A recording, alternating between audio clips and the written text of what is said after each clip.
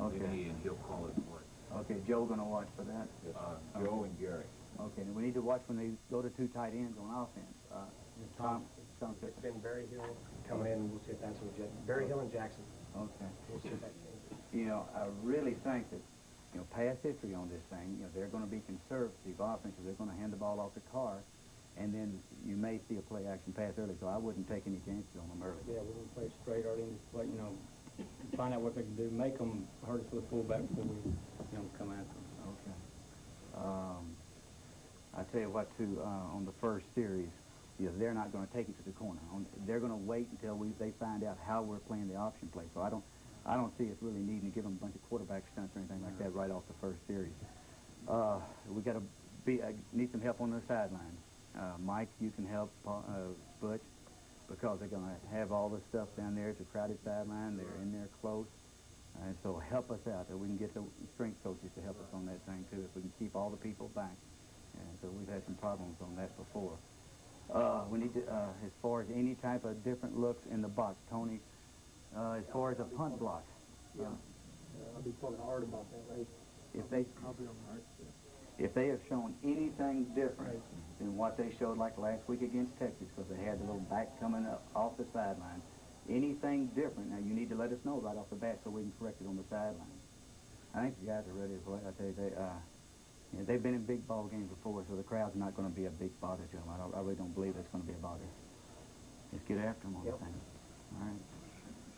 Miami is an independent, does not belong to a conference, the only championship available, the big one. So this is a very, very big ball game for the Hurricanes of Miami against Oklahoma.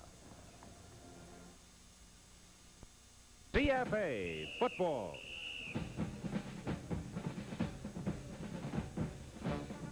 The Miami Hurricanes from the Deep South against the Oklahoma Sooners.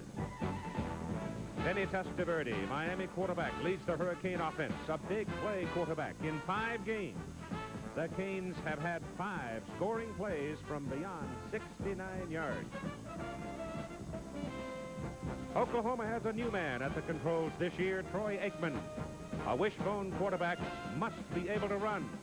Aikman can.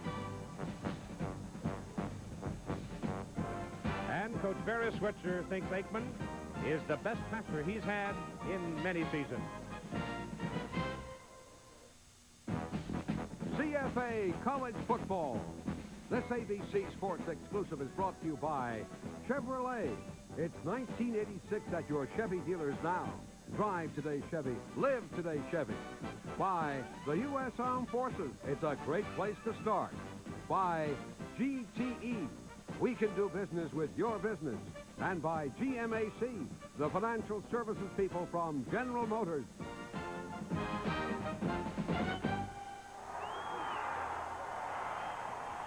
The Miami Hurricanes, 4-1. Many people think they should be in the top 20. They lost their opening game to Florida. They have won their last 4. The head coach is Jimmy Johnson. His second year, his record is 12-6. Head coach 5 years at Oklahoma State. He has never beaten the Oklahoma Sooners. He thinks he's got a chance today.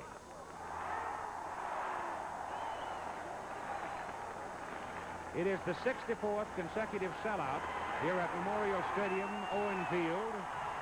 It is the home opener for the Oklahoma Sooners. They are 3-0, ranked 2nd in the nation. Didn't start their season until September 28th. They have defeated Minnesota, Kansas State, and Texas.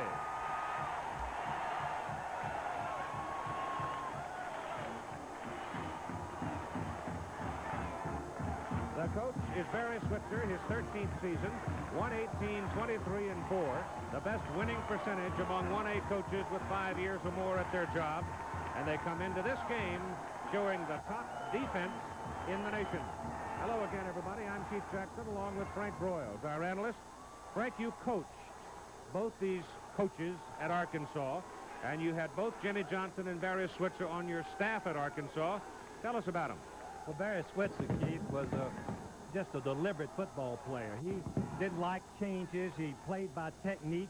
and his team reflects the same way. On offense, they can run the football. On defense, they can run to the win, and he likes to stay with what he believes in. On the other hand, Jimmy Johnson was a fiery, emotional football player, Keith. In fact, he was so good, we let him play his own way. He dared to do the unexpected, and he made a lot of big plays, and his team plays exactly the same way. And the comfort factor for him today is that his team can run or throw, and they'll be very unpredictable, and that's the best chance for his team to beat Oklahoma. We always try to look to one or two things in the early going here to give us a reason to read in the first quarter. It looks to me like the single most important factor will be whether or not the Miami offensive front can protect Testaverde and their quarterback and keep that Oklahoma defensive front four out of there. If the minimum rush of 4 can pressure the passer, then that destroys the game plan for Miami. They've got to be able to protect them with this inexperienced offensive line. All right, suppose they can't now. Does Miami have enough running ability, in your opinion, to hurt Oklahoma? Miami has the best combination of running and passing of any team that we've seen this year, and they don't care which way they win. They can do it either way. And this is the day Barry Switzer and his coaching staff expecting that the Miami defense is not a gimme either. They think they're going to have to expand their offensive planning before this day is done and try to keep the Miami offense off the field. So we're about ready to go. The Oklahoma Sooners rank number 2 in the nation against the Hurricanes of Miami. It is the third meeting between these two teams. Barry Switzer and his staff will get to find out about their defense early on because Miami is going to receive the ball with J.C. Penney. That's right. Montgomery Ward will be here later. J.C. Penney deep to receive it, number 21. Todd Thompson will kick it off. He is flanked by Warren Williams, number 24, who is one of the real speedsters on this Miami club. So it's the big question early on as to whether or not Oklahoma's defense can pressure Miami. And here's the kickoff, and that's knocked out of the county. There will be no return of that one. And the Miami offense comes out with Vinny Testaverde, a New Yorker, big fella in there at quarterback. He's a good one, but he's been dinged with 13 interceptions. Warren Williams, very quick running back. Alonzo Highsmith is a power man, a 230-pounder. Brian Blades is a speedster at split end, and the flanker is Michael Urban. He's a 6'2", 200-pounder, and he runs about a 4'4". So they've got blazing speed at the corners. The question is whether or not Testaverde will decide to go early with a pass or whether or not he will decide to probe around with a running game. He's got both tools honed and ready, and here's your first snap, and he's going to throw on first down. Dumps it off, and the pass is dropped. Just flat dropped by Willie Smith. Willie Smith is called by his coaches one of the outstanding tight ends they've ever seen, but he just flat dropped that one. Paul Berticelli is a 255-pound tackle. Dave Alekna is a 240-pound guard. Greg Riccozzi at center, 265. Paul O'Connor at guard, 265. And Ed Davis at tackle, 260 pounds. And it's a relatively young football team on both sides of the ball for Miami and, for that matter, for Oklahoma. Both relatively young teams. On second down and 10, they go to the run and bounce Highsmith outside. He gets it up across the 25 to the 27. Oklahoma sends out on their defensive unit these people. And the 4 rush men, the down men up front, in a sense, are Darrell Reed, Richard Reed, Curtis Williams, and Steve Bryan. Casillas is not there because he's hurt and probably going to be out a month. Kevin Murphy is an All-American at defensive end. The backers you saw, and there is the secondary for Oklahoma, and they're playing up very, very tight now on third down and 3. Testaverde wants to throw, gets it deep downfield. He's got a man, but the pass is just a little bit too long to Brian Blades.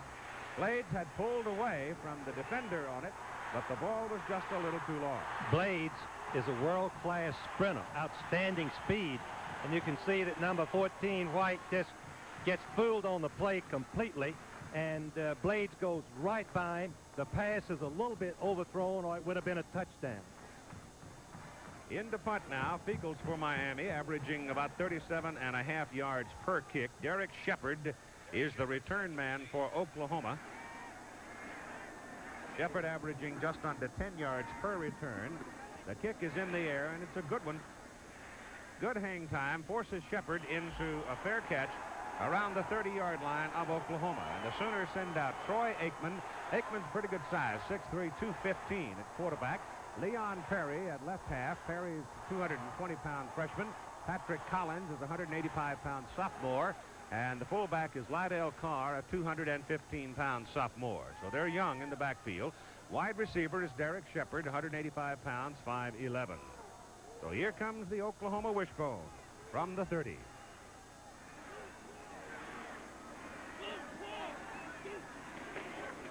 Aikman hands the ball off to Perry, and nothing fancy about it. He just popped it and picked up 3. Tight end is Keith Jackson, the big sophomore out of Little Rock, 240. Mark Hudson, tackle at 280. Eric Pope at guard, 265. Travis Simpson at center, 265. The right guard is Anthony Phillips, 275. Redshirt freshman. Greg Johnson is 305.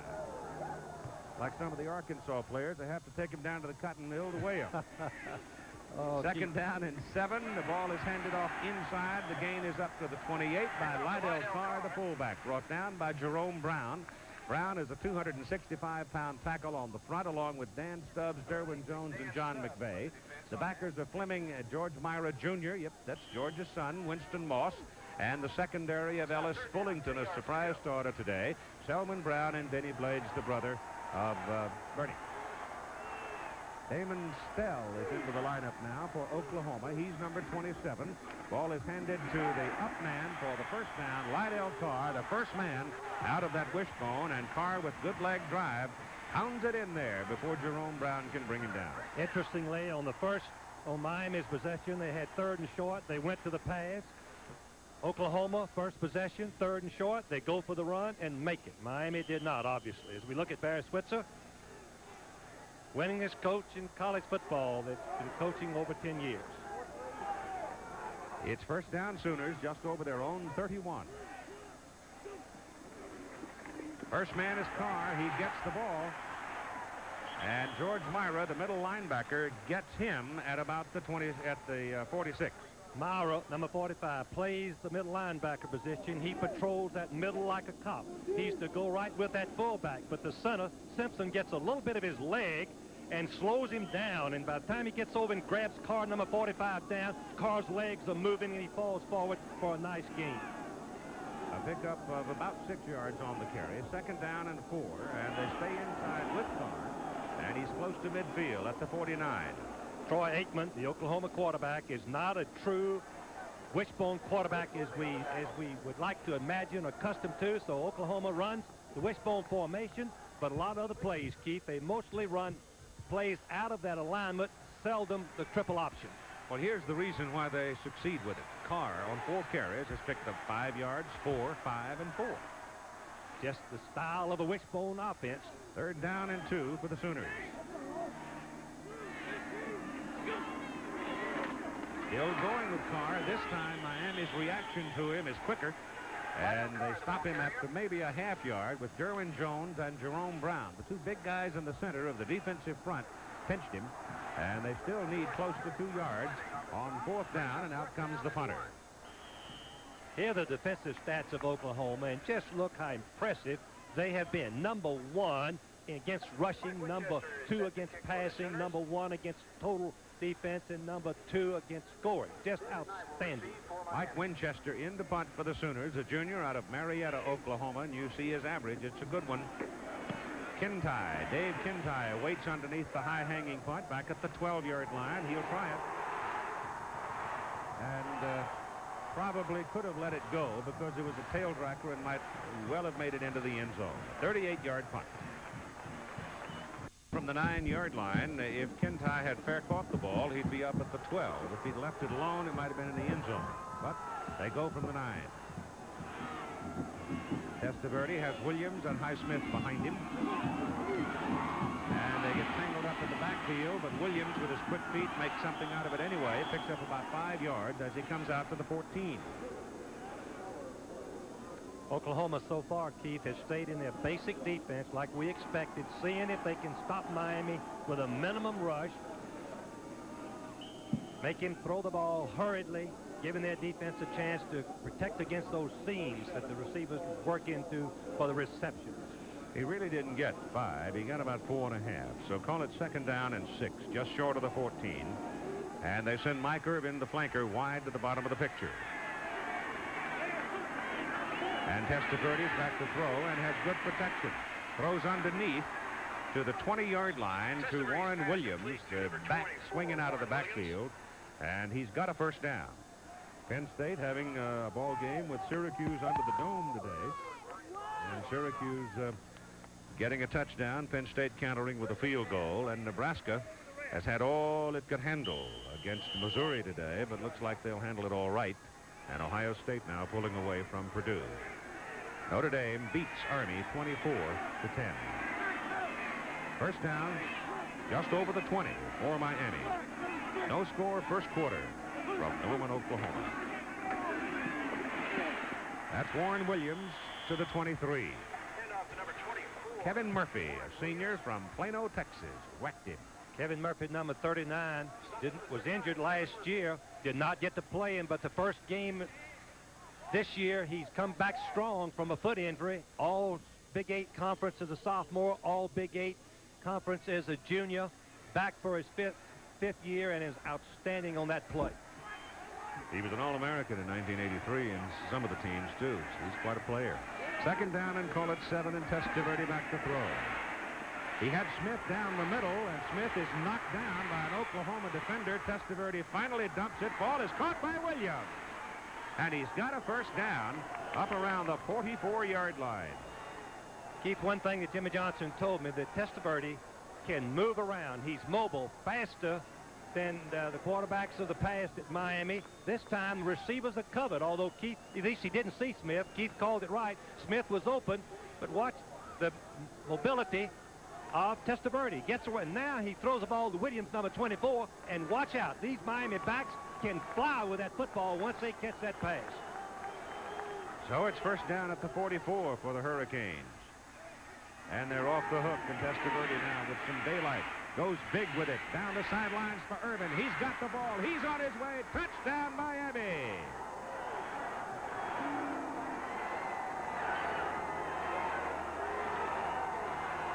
He burned Derek White, the cornerback. 56-yard touchdown pass. Testaverde to Michael Irvin from Fort Lauderdale. Michael Irvin just stayed wide, Chief, and Testaverde dropped the ball in. Watch the arch of this football. He knows he's got to lay the ball over the cornerback and drop it in front of inside the safety man. The safety man was nowhere there. It was really his responsibility. Michael Irvin, freshman, 6'2", 195 pounds with blazing speed. And in comes Greg Cox, who has never missed an extra point in his college career. He's hit 61 in a row. Make it 62. Keith, let's watch Michael Irvin run that pass route again, and how he got open in the seam. 14 White right there is to release him to the safety man. Now, where is the safety man? Where is the safety man? Nowhere to be found. Result in a touchdown. Raymond 35 was late getting there. 8:44 to go, first quarter. Mr. Goodwrench knows your car's engine is an inferno of heat and friction. 100, 200 piston strokes of engine wear per second. It needs the life-saving fluid that protects it right. GM Goodwrench Motor Oil. Takes the friction, takes the heat. It's everything General Motors asks for in a fine motor oil. Get it from Mr. Goodwrench. No one knows your GM car better. No one. Manage. To handle or direct with skill.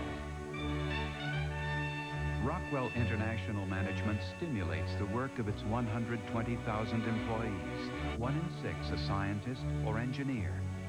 Their elegant solutions to customer needs make Rockwell a world leader. Rockwell International. Managing high technology for global markets.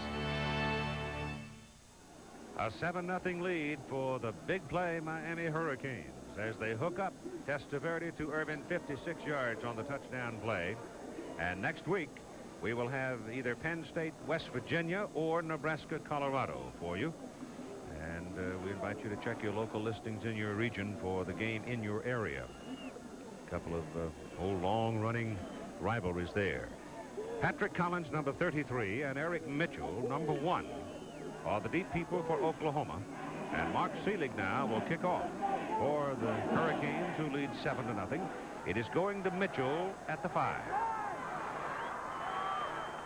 And he gets belted at the 21, and a penalty flag is thrown. While we're waiting for the penalty, here's Barry Switzer on his quarterback position. Well, the one area of concern is we're so young at quarterback. The inexperience at quarterback hurts us. At least we had Danny Bradley last year, an experienced quarterback. But Troy Aikman is the best passing quarterback we've ever had, and we're going to utilize his talents. And the penalty is called against the Oklahoma Sooners out around the 21-yard line. The officials today are Big 8 officials, and it's a veteran crew. John McClintock is the referee. There's Andy Presgrove, Dale Shoryers, Joe Pipkin, John Schroeder, Virgil Deering, and Bobby Bernard. Holding on the run back. It'll be first down. And so the Sooners now will have to start deep in their own territory at the 11-yard line. And out of the wishbone, a lot of things can happen. They can break the big play, they can grind it out, or they can drop it.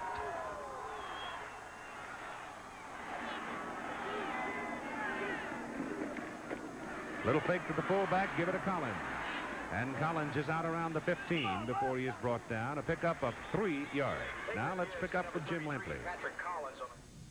Here, Keith, was the scene moments ago in Legion Field. Last play of the game, Alabama versus Tennessee. Tennessee leading 16-14. Van Tiffin from 61 yards out, just short. Tennessee, Johnny Majors has beaten Ray Perkins 3 times by a combined margin of 5 points. They win it today, 16-14. Yours, Keith. Tennessee wins 1. How about Tony Robinson? We'll check with Jim on that a little while later. But right now, here comes Leon Perry to the outside. And he picks up a first down for Oklahoma up across the 25 at the 26-yard line. There's the value of the football player, the running back with vision. He banged into the hole. There was nothing there. He bounced it outside and found something. Keith, another thing is Perry weighs 220 pounds. He's just a freshman from Orlando, Florida. Going to play some at fullback probably today along with his halfback role. But you see just how valuable it is to have someone big and strong and be able to see where he's going. From the 26, Sooners first down. One man wide, top of the picture. That would be Derek Shepard. Aikman turns and goes down the line with it. Pitches it late to Collins, gets a block on the corner, turns the corner, and picks up about 6-7 yards. Boy, that was a good block thrown over there. It looked like it was Perry who threw the block. Now, you're right. The lead back on the wishbone has to be able to block the cornerback. Now, the Miami defensive backs have been taking on receivers. Now they're taking on a 225-pound blocker, number 2, top of your screen, right there. The defensive back waits and catches him, and there's no chance for him to make the play. Collins is averaging over 9 yards per carry on the season. He's explosive, had a big run against Texas last week. Aikman back to throw on first down, goes for the bundle, and it is caught by Keith Jackson. And Jackson is out of bounds inside the 20 at the 16-yard line. Keith, did you see a little bit of shove? Just before the jump, it looked like there was a little pushing going on. And the receiver, Jackson, came up and caught the ball. Big play. It's a throwback pattern, something that the Oklahoma coaches said that Miami may be vulnerable to. Fake one way, throw it back. But right here, Jackson is 6'3". He goes up and catches the ball beautifully. Outstanding basketball player, 50-yard gain on the reception. He may be in hunting for Steve Zabel's record before he is done for catching passes at a tight end position. This goes to Collins, hole over the left side, picks up 3 as he is brought down. Number 98, Jerome Brown, came firing in, but there was just enough contact on the block to sort of nudge him out of the way. Otherwise, he'd have had him behind the line of scrimmage. Those are the people hurt for the Oklahoma Sooners. The Miami defensive backs are getting a lesson in taking on blocks and having to come up and make tackles at the line of scrimmage. They'll improve on this as the game goes along. Second down and 7 from the Miami 14. Pass to the corner. Good. Touchdown. Oklahoma.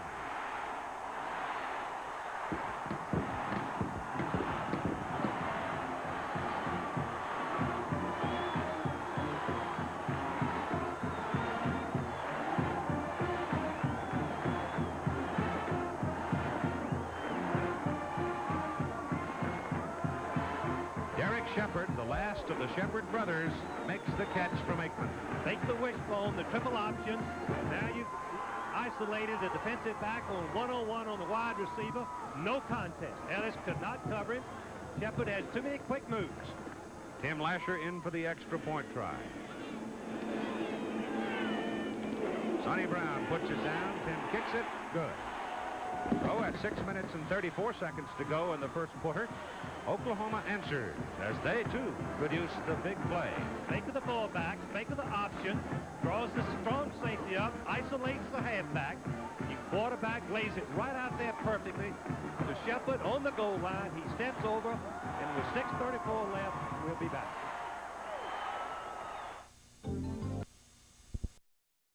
Receive it is J.C. Penney from Youngstown, Ohio.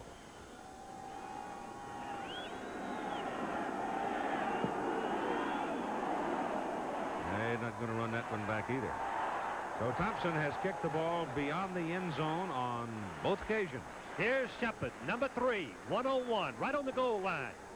Baying the defense, Ellis, the defensive back, trying to cover him. Watch Shepherd set up the defensive back. He squares that cut off and separates himself from the defensive back. The ball is right there. Use your weapon. Bear switches on this drive. 2 big passes. Aikman's known for a better passer than he is runner. Build your offense around the strength of your quarterback. And he can burn it. He rifled the ball on that last pass. Testaverde and company now from the 21st down. Ball is given away to Highsmith. Alonzo Highsmith will have 1 yard. That's all. ABC's presentation of NFL Monday Night Football at 9 Eastern Time, the Green Bay Packers and the undefeated Chicago Bears. Boy, Mike Ditka's got those Bears going, hasn't he, Keith? Say they've got the best offensive line and defensive line maybe in professional football. Mike will have a driver going home from the airport next time. 2nd down and 9. It's Alonzo Highsmith to the outside. Big man puts his shoulder down and bangs into the Derek White, the cornerback. Picks up about 7. Here's Jim. 2 scores in the top 10. Nebraska has beaten Missouri 28-20. Dale Klein 7 field goals, tied an NCAA record. Ohio State final at 41-27 over Purdue. Byers with his first 2 touchdowns of the season, and they provided the difference. Purdue turned it over 5 times to none for the Buckeyes, and that was key to the outcome of the game. Keith? Already from the 28-yard line, it is 3rd down and 2 now for Miami.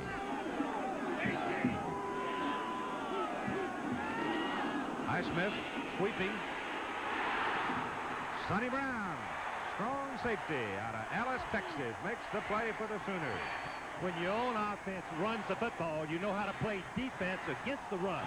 Sonny Brown was a strong safety, as Keith mentioned. When the play first started, the defensive lineman forced it outside right into him, and he was Johnny on the spot and made the play. And the 75th time the OU defense has stopped people for no gain or a loss. That's about half of the plays run against the Oklahoma defense this year. And Keith, one other big point, it's the 25th time they forced the team in the tango offense. 1, 2, 3, kick. And the punt is away. Jeff Beagle's kick is caught at the 44 by Sonny Brown. Only a 31-yard punt that time by Beagles. And the Sooners get the ball back and get good field position out of it. 1st down just beyond their own 44. That's a struggle at Morgantown between BC, and some of you will be seeing West Virginia next week against Penn State. Looks like Clemson finally getting the offense organized, and Pittsburgh defeating Rutgers 38-10. Looks like the Panthers may be getting things organized. And there's the story of the Alabama-Tennessee game that Jim Lampley gave you a few minutes ago. Reverse key. Goes to Collins. 2 men in front of it. But there's a flag down, Keith. Big play for Oklahoma, but there's a flag waiting back up at the line of scrimmage. Oklahoma feels very strongly that Miami is such a pursuing team, chasing the ball carrier immediately, that they had planned to throw back and run reverses in this ball game. They broke the backfield, lined up in a flanker, and out they came with it, but to no avail as a penalty. Holding. That's 10 yards. 4 minutes and 30 seconds to go first quarter. There's Switz is saying, who in the did that? Bleep did that. Don't blame him. He's getting right there. You get out there and tell him. He's on that referee right now. How in the world could we be holding on a reverse play? Oh, he's made. Still first down. That touchdown in the first quarter by Oklahoma, incidentally, was the first time they've scored in the first quarter of this season. They've been playing very close to the vest, leaning. First touchdown, anyway. Yeah, Keith, they've been leaning on that defense since the defense is #1 ranked in the nation. They back up now on first down and 20 to their inside the 35 as Aikman drops to throw and shoots it down the middle where Keith Jackson, the tight end, is wide open. And he's got a first down. No, he doesn't either. He's short of the first down by 2 yards. This is the auxiliary offense that Oklahoma has put in to take advantage of their quarterback, who is 6'3". Aikman sets up like an old pro team and rifles that ball to Jackson. What a target he is, right over the middle. Somewhere the linebackers of Miami got lost. No one around, and the pass goes for a big gain. Second down and 2 from the Miami 47.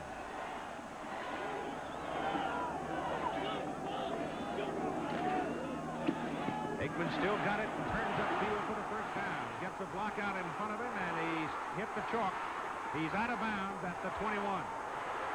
He's out of bounds at the 21. Keith, the one good thing that Oklahoma has done, they have gotten away from the stereotype offense. After handing off to Lydell Carr, look at the crowd. 3 people waiting right there to tackle Carr. Not enough people left to take on Aikman, the quarterback. Good blocking downfield by the wide receiver, #3, Shepard. And Aikman shows some running ability there, more than people had said that he had. 26-yard gain. And first down at the 21. Keith, this right now appears to be it's going to be the best offensive struggle we've seen all year long. How's that look? A little late developing on the play. Perry trying to cut it back inside. Got tangled up a bit. Number 68, Anthony Phillips, the guard, had stepped back as the protector on the little delay. And he winds up getting about 3 yards. And Syracuse has moved back in front of Penn State now. I guess that's the first time they've had the lead in the game, but they have assumed the lead late in the ball game. Syracuse tough to handle under the dome. They usually beat somebody when they're not expected to. They did it to Nebraska last year. Second down and 7 for Oklahoma. The ball is inside the Miami 19. Aikman down the line with it. Pitches back to Perry. Perry's got a crowd. But he's, as Frank said, big and strong, and he makes something out of it as he gets to the Miami 15. Boy, Shepard again. Here's the total offensive yardage so far today. Run 22-83, what we expected.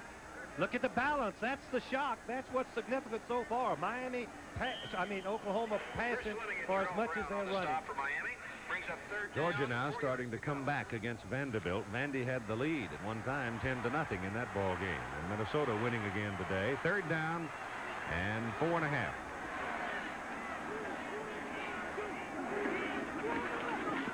Boy, that won't work. The Miami people were all over Damon Stell as Aikman was off the snap, dropping back as if to throw the ball, and slipped it off to Stell, and bingo. Well, the wishbone teams are not most effective on a fake pass and run. But on this occasion, defense. Jerome Brown, number 98, the sack man for the Miami Hurricanes, was back there. And in comes the field goal try now. 36 yards. Tim Lasher. 1 out of 1 between 30 and 40. Blocked. Ball slammed back, rolling way back upfield where Miami covers it. Blocked by Jerome Brown. He did it, and number 58 came pounding downfield. Bruce Fleming to cover it for Miami. Jerome Brown comes right up the middle, Keith. No one touched him. There he is, and he goes a tremendous leap, gets his hands up in front of it, and blocks it solidly, and there Miami has another chance. First down on the Oklahoma 45. Who says you can't have it all? Who says you can't be buttoned up and down to earth underneath it all? Who says you can't have super premium taste and a less filling beer? Michelob Light, oh yes you can. Michelob Light, oh yes you can. Michelob Light, oh yes you can. Have it all. Sometimes getting car financing turns out to be one long hassle. What kind of car did you have in mind? A Fiero. Oh, an Italian car. It's a Pontiac from General Motors. They make Chevrolets, Oldsmobiles, Buicks, Cadillacs. GMC trucks. This is none of my business, but those are not Italian cars. Make it easy on yourself. Finance your car or truck right at your GM dealer with GMAC. You understand, we do have to know what you want to do with all these cars. Nobody knows more about financing and leasing cars than GMAC. That block punt by Jerome Brown resulted in a 35-yard pickup for Miami as the ball comes back near the Oklahoma 45, where the Hurricanes have it first down, and Highsmith can't get loose inside. He started to cut it back against the grain, but waiting for him was number 93 for Oklahoma, Curtis Williams, who's playing a nose guard in place of the injured Tony Casillas. And many people think Tony Casillas is the best one of the best football players in the country, and he is hurt. Now, number 42 just left the lineup. Paul Migliozzi was helped off the field, so he's out of there, and Dante Jones comes in to replace him, and you don't lose a lot with Dante Jones in there. Back goes Testaverde to throw. Has some time, has some open field, gets it away. Pass is good to Urban, who has a touchdown already, and he's still working at it. And finally down around the 26, 25-yard line. If you're going to throw the football, you've got to have effectively a quarterback that can scramble. Irwin goes down, and when Testaverde scrambles, Irvin starts working to the middle, and it's wide open. Now the excitement begins. He's hard to get down, difficult to get down. Number 7, Glenn could not hold him, but the key was Testaverde's scramble, concentrating downfield and finding the open receiver. The ball is marked just inside the 26 of Oklahoma. First down for the Hurricanes. A 7-7 ball game with 35 seconds to go in the first quarter. Mel Bratton is in for the first time today. Testaverde rolls it out, drops one off inside to Highsmith. And Highsmith, running hard after making the catch, is knocked out of bounds around the 13. Again, Jim. All right, Keith, you have told the viewers that Syracuse leads 20-17. Here are the particulars. They got a touchdown pass from McPherson to Mike Ciano, 45 yards with 7 minutes left. It is now close to 5 minutes left in the game. Penn State, with only 92 yards offense in the first half, is having serious difficulty moving the football in the Carrier Dome and is in trouble. Back to you. Testaverde now has hit 5 in a row, and it's first down Miami at the Oklahoma 13. Ball is handed off to Bratton. Mel Bratton, big barrel-chested, tough runner, is inside the 10 and dropped around the 8-yard line. And the first quarter is over. So after the first 15 minutes, we've got what we thought we would have, a good one. 7-7 tie. Jim Davis killed the... Today's Chevrolet is a little important. They set up with that third tight end in a blocking back position, but go the other way with Bratton, and he won't get his first down. He's going to be a step short of it. Sonny Brown came over and knocked him out of bounds. They set up strong side right, but went to the weak side. And the Oklahoma defensive people, as has been pointed out, run to the ball. Keith, it's very short yardage. I would go for it. Miami has big running backs. We've seen Highsmith and Mitchell run over some of the best defensive football players in America from Oklahoma. As we look at Jimmy Johnson, he's going to do the unexpected most of the time. He's great at it.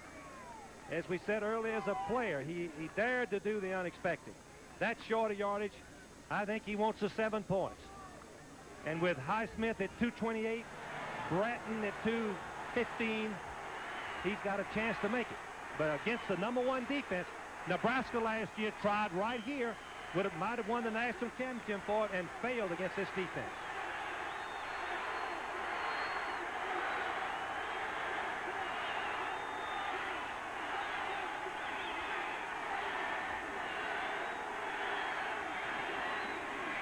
They go to, they keep it. The quarterback, Testaverde, touchdown.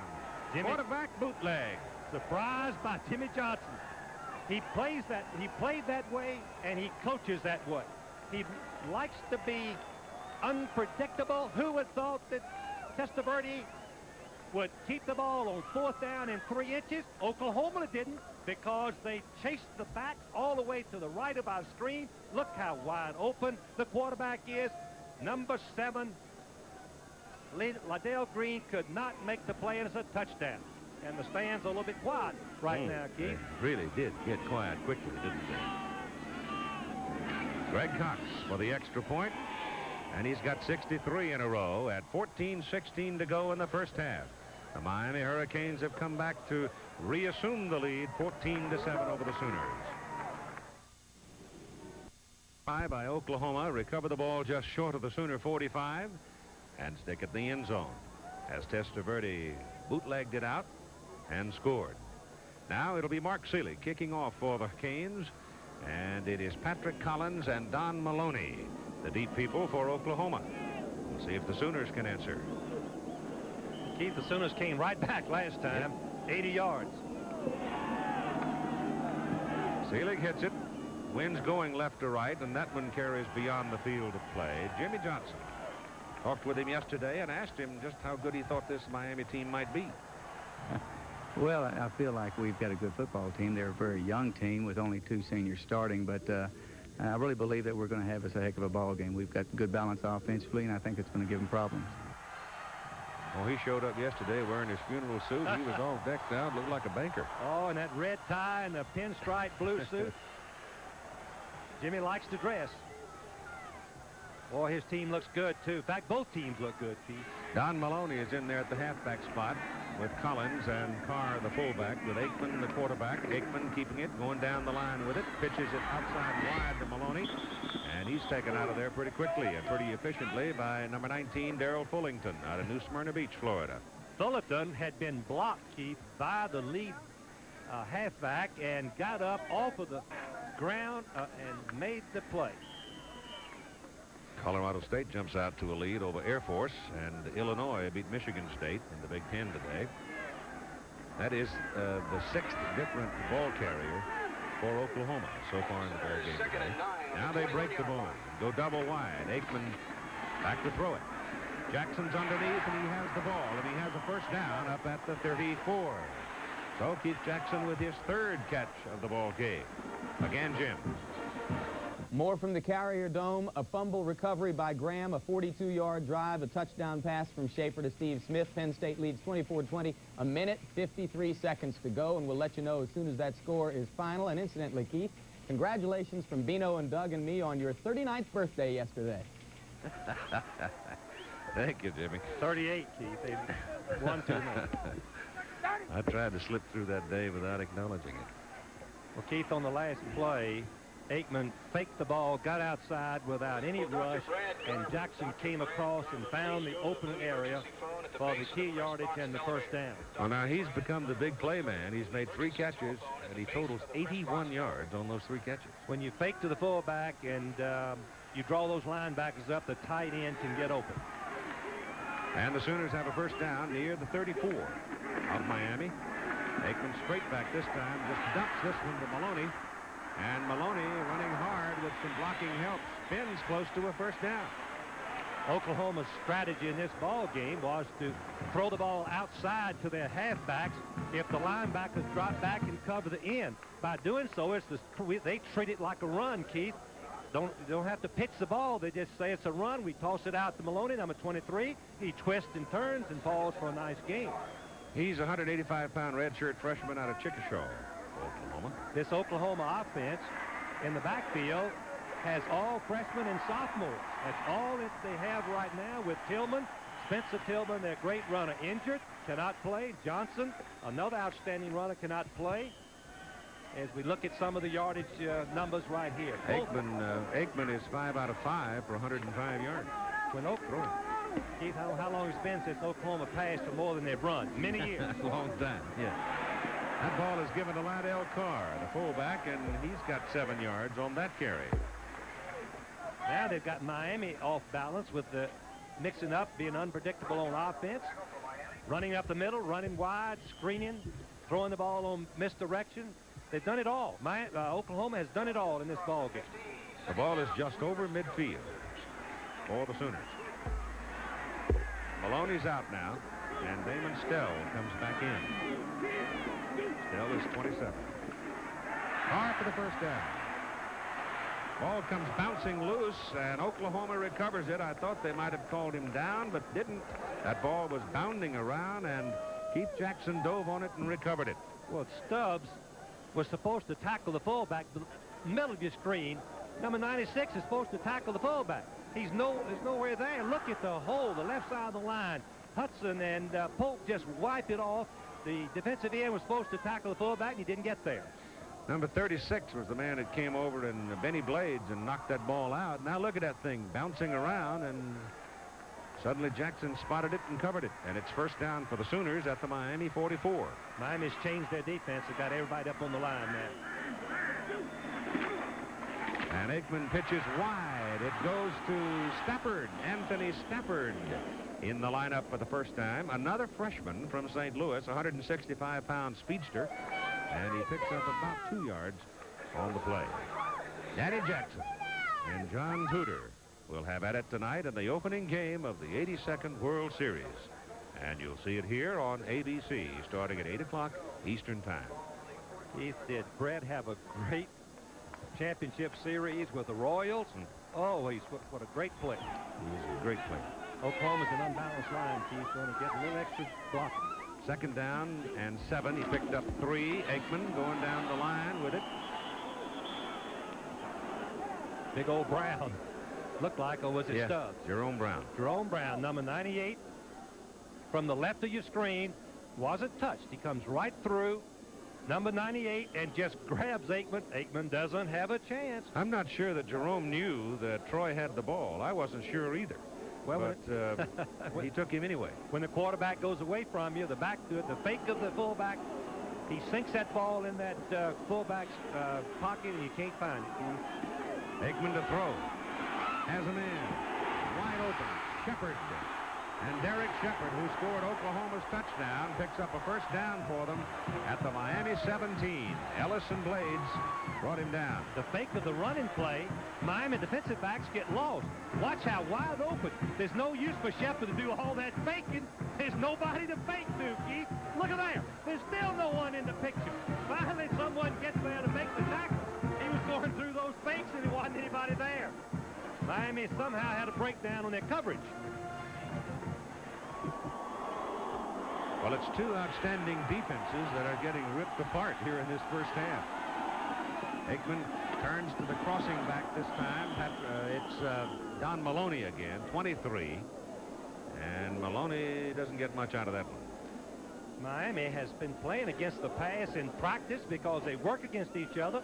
But here's Aikman, 6 for 6, 131 yards. Now, the interesting thing, Keith, Aikman was being redshirted last year until Bradley, their quarterback, was hurt. He had to come over to the offense and play against Kansas. Oklahoma got beat, and the fans got down on him. He's making up for it right now today. Second down and 10. Stell is back in. Maloney out.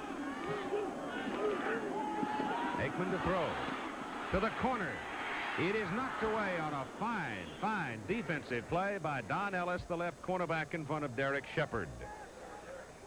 Shepard, quick, doesn't have that breakaway speed. He's the third Shepard to play for Oklahoma. He's going in and back out.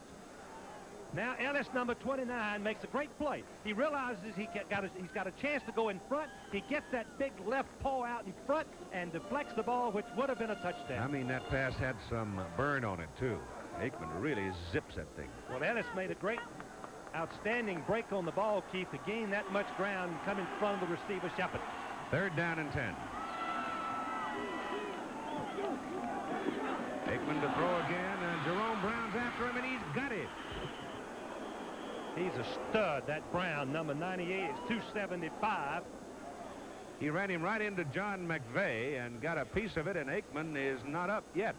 He got pinched between 230-pound John McVeigh and 265-pound Jerome Brown. That's no fun.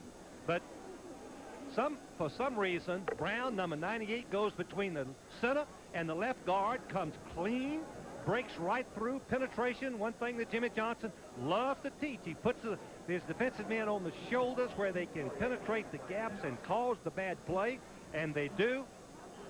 We'll be right back with 9:18 to play. When Oklahoma comes back with the ball, they'll go with a freshman from California. Jameel Holloway. Jameel Holloway, Chief. outstanding in high school, was a wishbone quarterback in high school. Todd Thompson now has come in to try the field goal from the 46-yard line. It's a little outside of Tim Lasher's range, but Thompson has plenty of leg, and he missed it.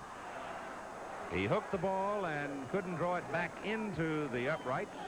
And at 9:01 to go in the first half, Troy Aikman, they're looking at his ankle or knee. It's an ankle. It's the left ankle. So he got trapped. All right, Jim Lampley again in New York. It is final in the Carrier Dome. Penn State now having won 6 straight games by a combined margin of 24 points on the season as they beat Syracuse 24-20. Also at Chestnut Hill, West Virginia beat Boston College for the 6th straight time. Next week in the Nittany Mountains, West Virginia will visit Penn State, and we will cover that game regionally here on ABC Sports. Back to Keith Jackson. It's always been a pretty good ruckus, too, when those two get together. Don Nealon has done a good job in West Virginia. Miami takes over the ball at the 29, first down, and Testaverde on a deep drop goes to the sidelines. The pass is caught by Willie Smith, but he doesn't get a whole lot out of it. About 2 yards. Tony Rabin, number 35, was all over him. Now let's check in with Tim Brandt. Keith, you were right about it being his left leg. It is his ankle. They are looking at it now. The orthopedic surgeons have looked at it. They are going to try to get some weight on it and see if, in fact, how serious the injury is. You can see Troy was in a lot of pain. He got it twisted underneath there, and then a tackler came down on top of it. But right now it is his left ankle. They don't realize how serious it is yet. Second down and 8, zipped upfield, complete to Smith. Smith's got a first down for Miami at the 41-yard line. He drilled that between 2 defenders. He threw it before the defensive linebackers could react. Smith, interesting story about Smith. Last year he caught 66 passes, Miami seasonal record. This year he has 14 receptions. Why the decline? They're double covering him, Keith. They're watching him, jamming him at the line of scrimmage. Opponents. Out of the I formation this time. And the ball goes to Mel Breton. Big back.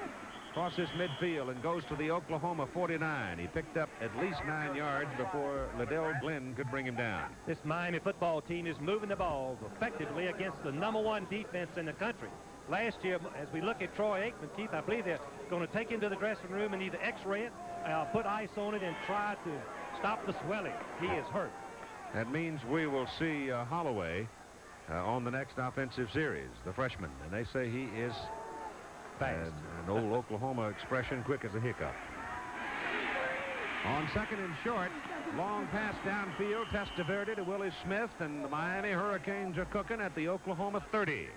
How about the surprise, Keith? Second down and 1. Go to your good target. The coaches tell me if you just throw it close to this man, if you just throw it close, he will catch it. But he's wide open here, does it? And to drill the ball right there, Testaverde has been outstanding throwing the pass today.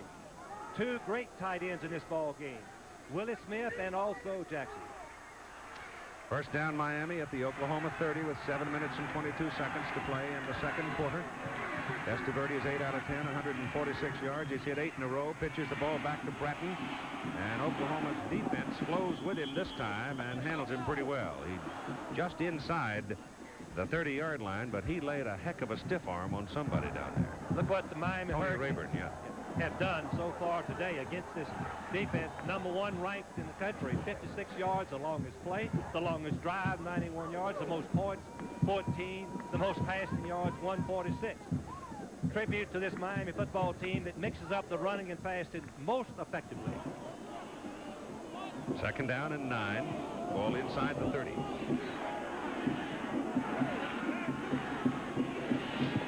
Testaverde dumps it in a hurry to Bratton. Bratton is gang tackled at the 23.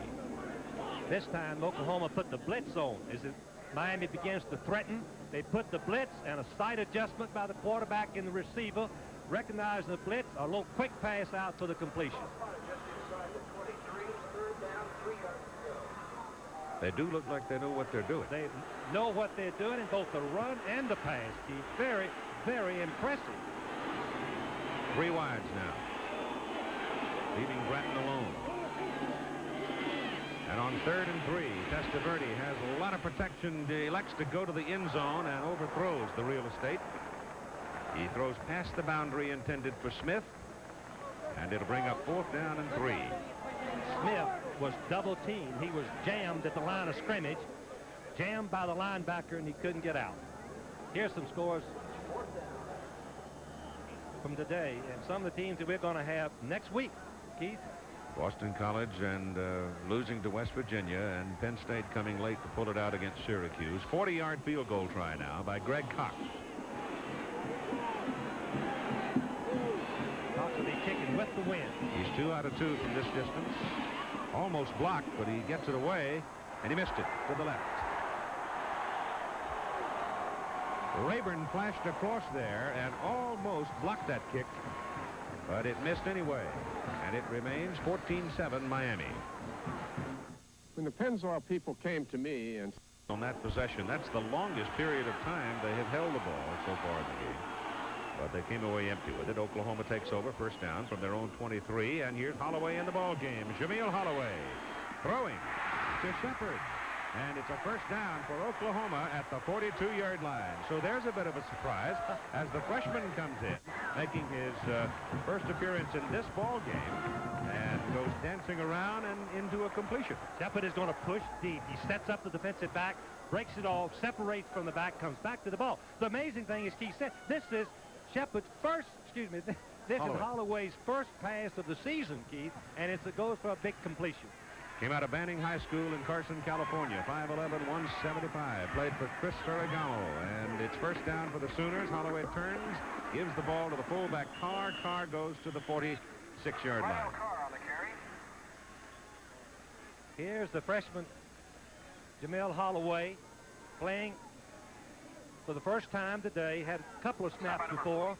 Basically going in with a game close, 1st time. What a pressure situation he has, but he came out beautifully and gave him a lot of confidence, Keith, completing the first pass. 2nd down and 7.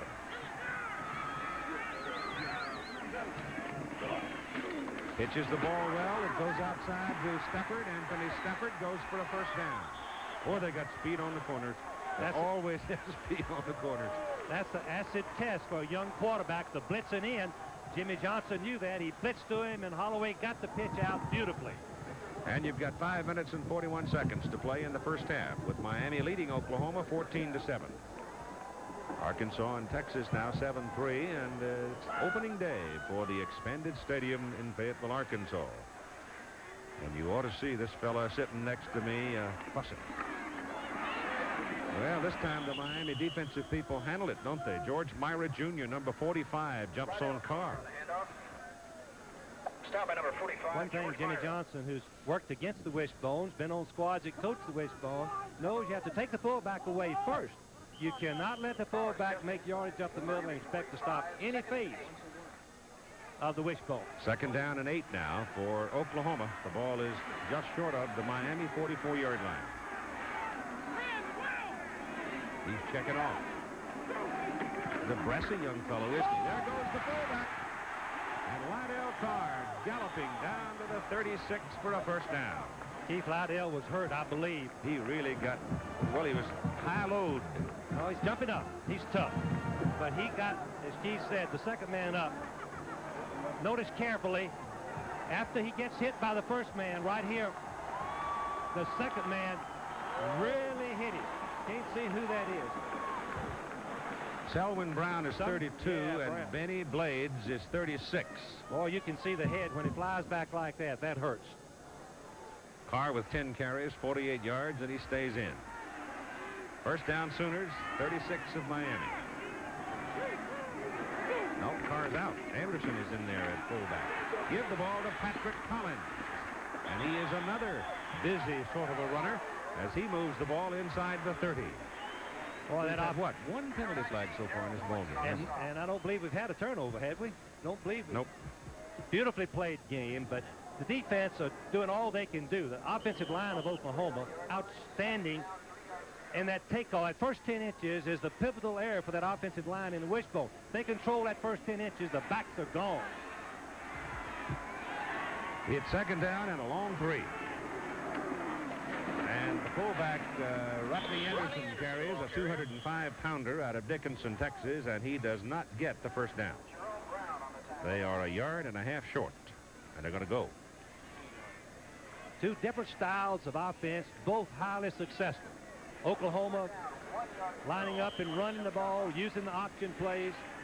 Using a lot of people, too. Using a lot of people. That's the 8th rusher that we've had carry the ball for Oklahoma today. Here's the blitz. They take it inside, and Miami stops Patrick Collins. They give him all that he could make, Keith, and it's going to be very close, maybe a foot short. I think that a running football team here, Keith, usually will go for it. Carr's back in. It's going to be about 2 feet short. Big play for Oklahoma, and a big play for Miami, because if the wishbone teams have a way, Keith, of scoring on short yardage, if they don't stop him at the line of scrimmage, the quarterback to the pitch could walk in for the touchdown. Here's Barry. You can see the little frown on his face. 3 minutes to go in the first half. 14-7 Miami. 2 split ends. That's unusual. I think that ball came loose and was rolling around, and Miami has stopped the play. Holloway, I think, missed his handoff to Lydell Carr, and as a result, Miami clobbered him, and they hold Oklahoma and take over the football. Today's touchdown, he's run for a touchdown. His coach says this of him.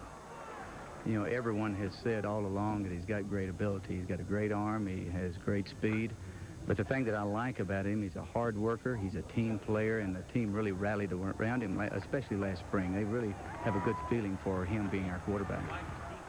Darrell Oliver is in the backfield now, number 37 for Miami, as Testaverde takes a deep drop to set up a screen pass for Bratton. Spins away from the open field man and gets it up across the 30. Boy, he almost got loose for a big play. Here's Tim Brent.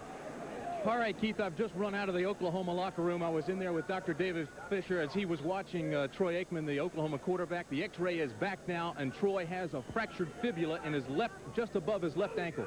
So it is a fracture. He is gone, and now it's up to Jameel Holloway, the youngster, as you watched him. That's a four-week, yeah, that is sad. That's a 4-week injury, Keith.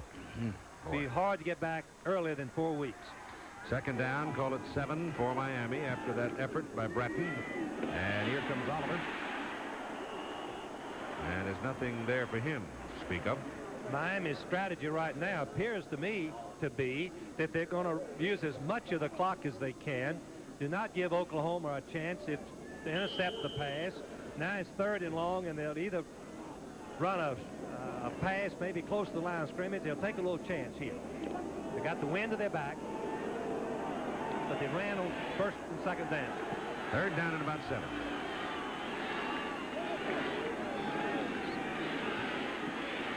They are getting in time, and he goes underneath. He picked Oliver because I guess he felt Oliver was the most available man, but he was being double-teamed himself. I think we can look for Oklahoma try to block this kick. I would think they would put in their blocking team and go after it. Both teams with 3 timeouts remaining. Jeff Beagle's kicks today have been 42 and 31. He's got a little help from the wind on this one.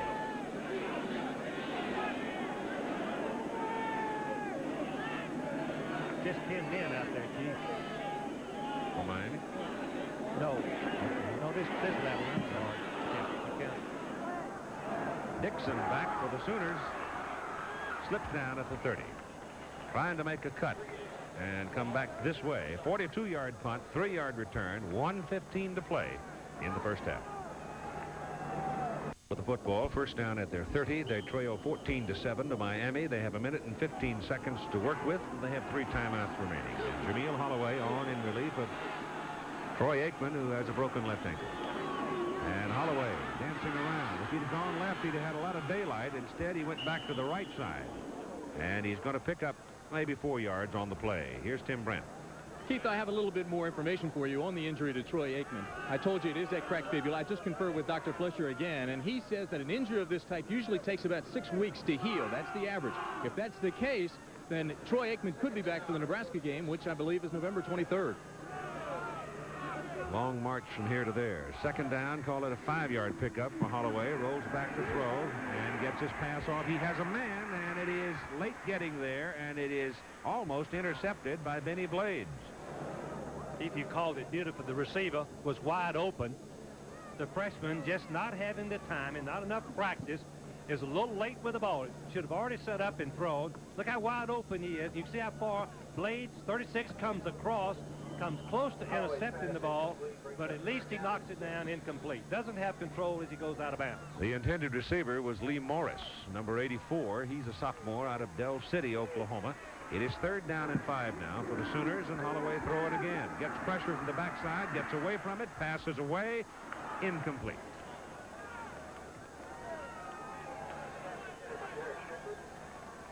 Holloway is still shown a lot of poise, in my judgment, Keith, coming into this ball game. Hit his first pass, ran the option play, quarterback stunt on the end, made him pitch the ball quickly. He handled it just to perfection. No question, but he can do the job. It's just a matter of experience. Process is hard to speed up. Winchester to punt for Oklahoma on 4th down with 31 seconds to go in the half, and Dave Kintai is deep for Miami.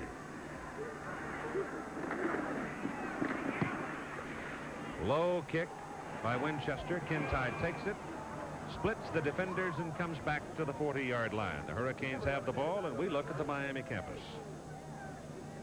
From Marine Bio. Leading by 7 points, 14-7. Very likely just going to take it to the clubhouse after this snap. Both teams been very effective moving the ball. Oklahoma getting stopped, Keith. Georgia got tied by Vanderbilt. That's a surprise. Big upset, yes. And Texas with 2 field goals, a 7-6 ball game. And Air Force has come back to take the lead over Colorado State in Western Athletic Conference play out in the Rockies. Air Force still undefeated.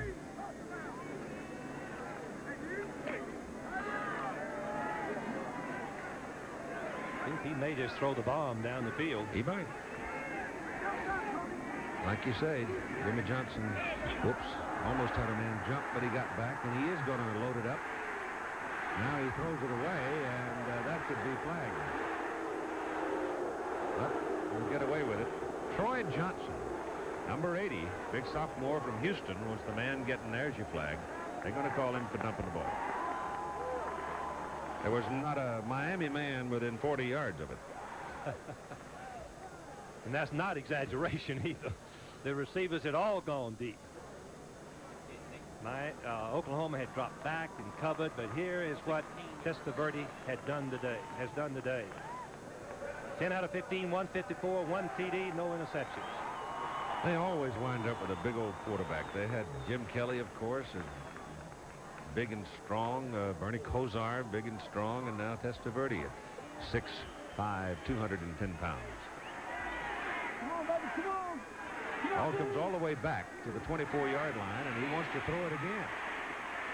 And he runs out of the pocket. Now he throws it up the field to Blades, and Ryan can't hang on to it as the ball comes in low to him.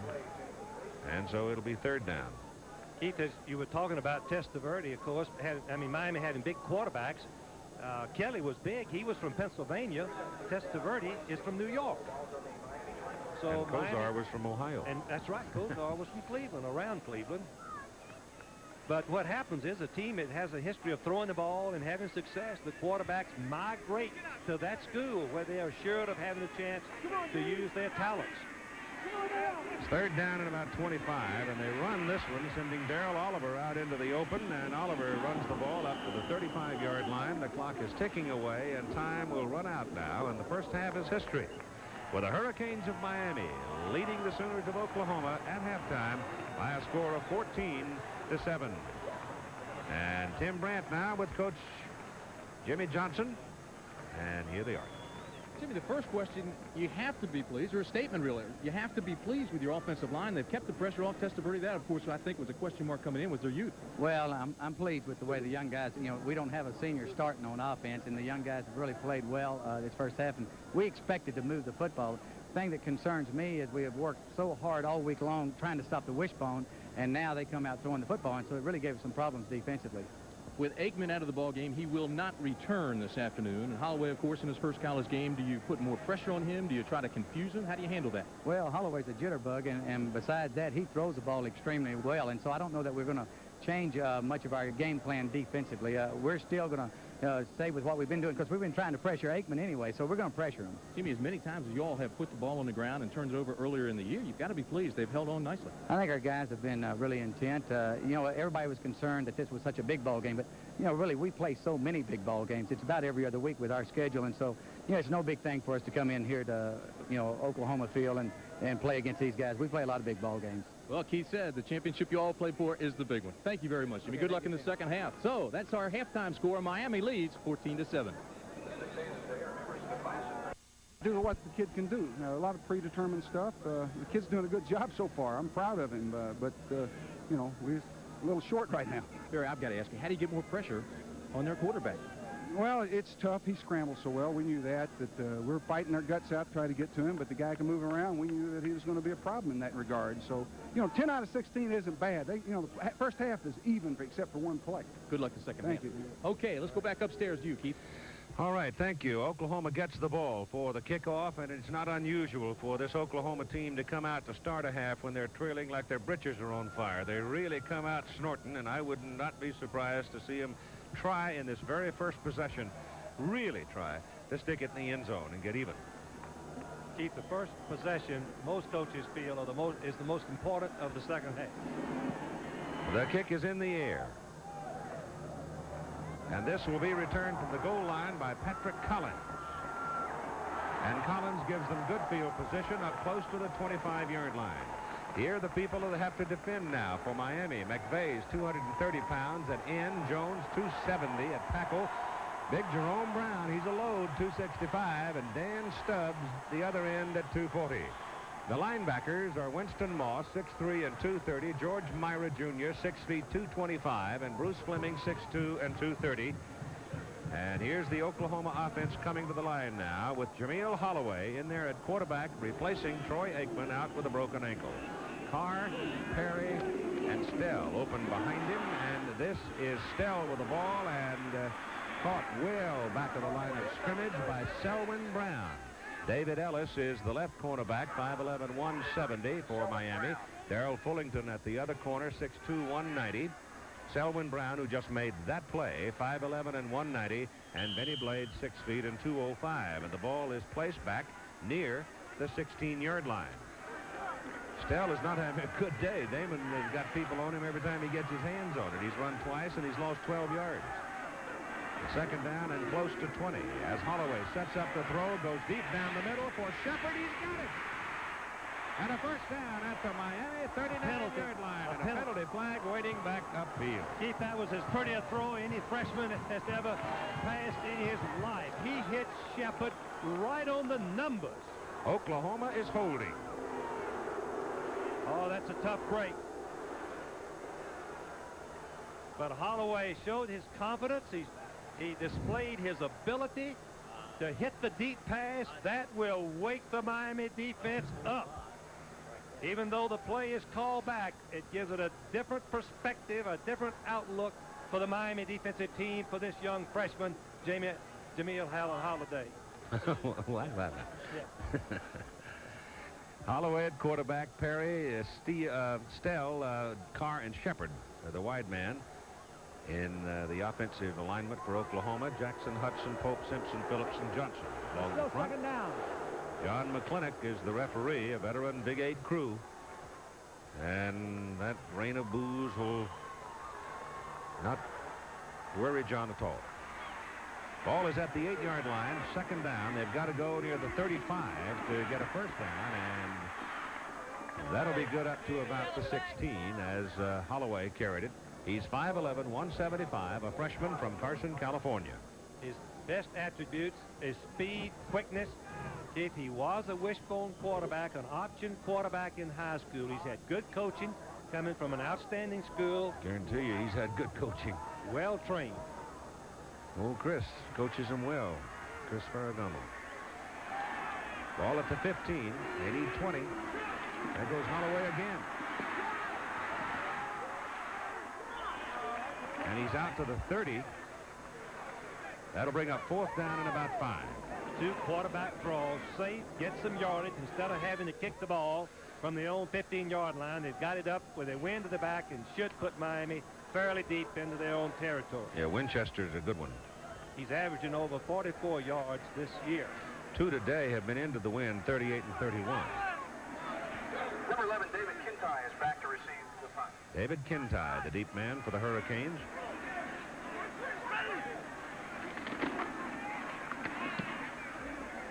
Winchester got that one. Kintai all the way back to the 20. Penalty flag is thrown back around where the kicker might have been slapped around a little bit. A 51-yard punt. And I think Bubba McDowell may have been the man that came in and nailed the kicker. Keith, I believe it was running into the kick. The two Miami players hit each other and one knocked his teammate into him. It's 5 yards. If it's running into the kicker, you can see the two going in. And finally, one teammate knocks his other one into Winchester. He falls over, and it's a 5-yard penalty, but it's enough for the first down. Just enough, yep. It's just enough. They needed it right at 5 yards, and a 5-yard penalty is going to be given the first down by about a foot. So those two quarterback draws, Holloway ran with a difference and helped them making the first down. So Winchester had kicked that ball some 56 yards, 51 yards, and had Miami well back around the 20. So he did his job as well, but Oklahoma gets the break, and they get a first down at the 35. I would expect a lot of stunts to confuse Holloway. Hands the ball to his fullback Carr, and Lydell Carr picks up a good 5 yards right up the pipe. One thing that the wishbone quarterback needs a lot of work is the stunts on the corner to come at him one time and one time slow play it, delay it, give him different looks on the corner, hoping he'll make a mistake. Give Carr 6 yards and make it second down 4.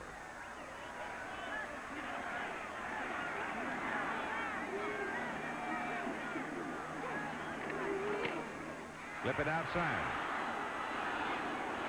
This is Stafford. And Anthony Stafford will have a first down for Oklahoma at the 49 of Miami. A great block by the lead halfback, number 33, Collins. The cornerback has no chance. The lead block by the halfback, turned downfield on number 32, Brown.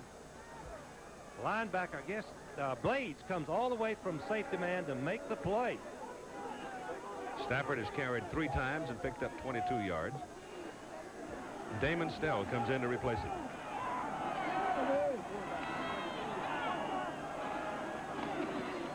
Reversing. Going to throw it. This is Derek Shepard. Passes away. Intercepted.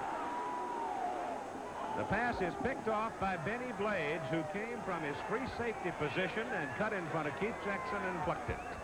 Jackson was behind the secondary, open for the touchdown, but he got there a little bit too quick. Had he delayed in the middle just a step or two more, then broken to the outside, Blades would have had no chance to get there, but he does. Number 36 makes a great play for the interception and stops the drive. First turnover of the... And let's see if Willie Smith becomes more available, or if he looks more to Irvin, or if he decides to keep run going. the ball. There's a lot more options they've got, Keith. Going to throw it. And he nails Willie Smith up at the 45-yard line in front of Ricky Dixon. Just a dart. Testaverde threw the ball deep. Darrell Reed, defensive end, 6'2", 210. Richard Reed, defensive tackle, 6'4", 260. Curtis Williams weighs in at 6'3", 250. Steve Bryan, 6'3", 255. Kevin Murphy, 6'2", 230. The defensive front for Oklahoma. Miliazo, linebacker, 6'1", 220. Brian Bosworth, 6'2", 235. And Bosworth has been quiet today. He had 14 tackles against Texas. Little draw play, this time with Highsmith carrying. And on first down, Highsmith picks up about 3. Derek White, secondary, is cornerman, 5'9", 185. Sonny Brown is the other corner at 6'2", 190. Actually, he plays a strong safety. Tony Rayburn, 6'3", 195. And Ricky Dixon, 5'10", and 180. Keith, Oklahoma has come in with a nickel back, taking out defensive lineman. On second down and a long 6. Testaverde back. Again, he's scrambling, and he's got some room, and he's got a first down as he tiptoes out of bounds at the Oklahoma 42. First time, Keith, that we've seen the blitz by the linebacker. You just mentioned we hadn't called Bosworth, the all-Big 8 linebacker. He times the blitz perfectly, gets knocked down by the lineman, but he gets back up and forces Testaverde out of the pocket. But once again, Testaverde, presence of mind, runs for the first down. He's pretty quick. Yes, he is quick. 4.8 in the 40, which is good for a 6'5" quarterback. Good it is. First down near the Oklahoma 42 now. Hurricanes are leading 14-7, and they've got something cooking to start the second half. Ball is handed off to Warren Williams. And he's to the Oklahoma 35. And he's going to be 3 yards short of the first down. There's the offensive alignment for Miami with 11 minutes to play in the third quarter. And the crowd very quiet now as Miami, getting its first possession, starts to move the ball up the field. Second down, 3 yards to go for Miami. They're trying to wave. That shouldn't bother the Hurricanes. They're making a lot of waves. Penalty flag flies as Highsmith dives for sufficient yardage for the first down, but let's see about the flag. Instead of Miami having second down and 3, it's going to be second down and 8 or second down and 13. Yep, 13. Only the third penalty against Miami.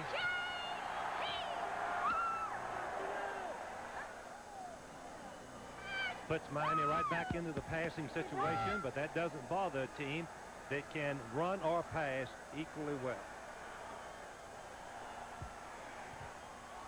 Oklahoma stays in their 4-man front, Keith, trying to put pressure with minimum people rushing. On the offense, it is still second down. This is a good blitzing situation. Nebraska won today, but it wasn't easy. Big day for DuBose. Maryland won. Joe Ball, big day. Second down, 13. Ball back at the 45.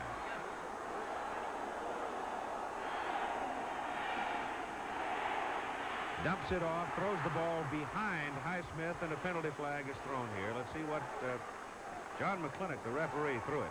It's against the defensive end, a linebacker blitzing Jones, I guess. Rayburn was coming, and somebody got him by the coattail and held him. No, it was on the other team, Keith. No? So Miami holding. Yeah, it is, Keith. Looks like might be on the offensive center for Rakosi. Number 74 just reaches out and grabs him around the neck. And it's hard to rush the passer. Williams, number 93, had no chance. Referee right there called it. Successive penalties for holding now backs him up 20 yards. And the ball rests at the 45 of Miami. And they've got to go to the 32 of Oklahoma. Keith, on that play, you can use your hands as long as it's within the frame of the body. He got the arm outside the body. On second down and 23, the pass is nailed to Brian Blades. And Blades is knocked out of bounds a yard short of the first down. On a pass like this, Testaverde has to throw the ball before the final cut. This is a great experience. Finally, Blades, number 9, comes in front of the safety man in behind the cornerback. Blades goes inside, then breaks back out. The ball is already on the way, right there. Now as he turns, gets eye contact with the ball, and he's right at the down mark. Excellent, excellent execution. Third and 1 now for Miami. Go to a power set. Give it to Highsmith. And Alonso has the first down at the 30. Most of Miami's running plays, Keith, are just run for daylight. Trying to be as simple, look complicated, but be as simple as possible. Letting the lineman fire out and the back run for daylight because they've got good backs. And here's what Testaverde has done today. 12 out of 18. No interceptions. The Miami running game in 20 rushes, 64 yards, and Troy Aikman, who started for Oklahoma, with a broken ankle. Testaverde back. Zips it to the sidelines. It's good to Willie Smith. A pickup of 7 on the play. He's not that hungry, is he? He'll take what they give him. One thing that a great quarterback has to do, in particular, Keith, let me say, if a quarterback has 62% completion average, as does Testaverde, then you know he's patient. You recognize that instead of forcing the ball deep, he looks for the person to lay the ball off for the short gain and hope they'll run after the catch.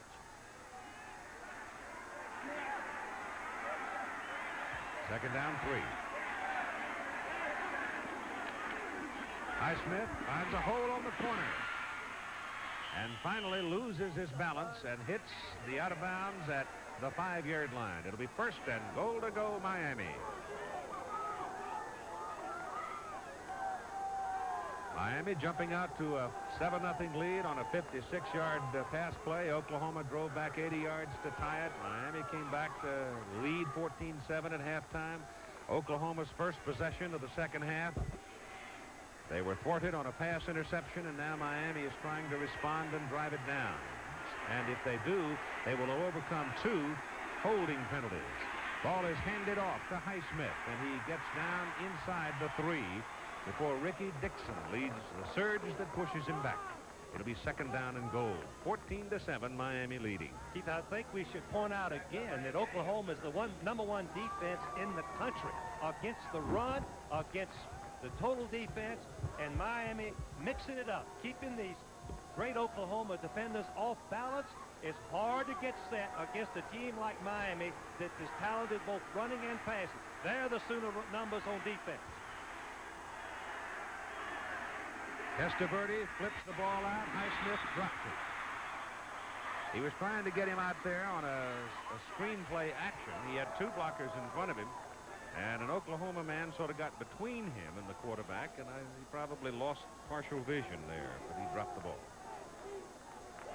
Testaverde throws the ball off balance, but the read number 40 is right there. Right there. Forced the bad throw. Now, Miami's in either a fool and play or a passing situation. Well, they were down here on 4th down for their go-ahead touchdown. Testaverde bootlegged it.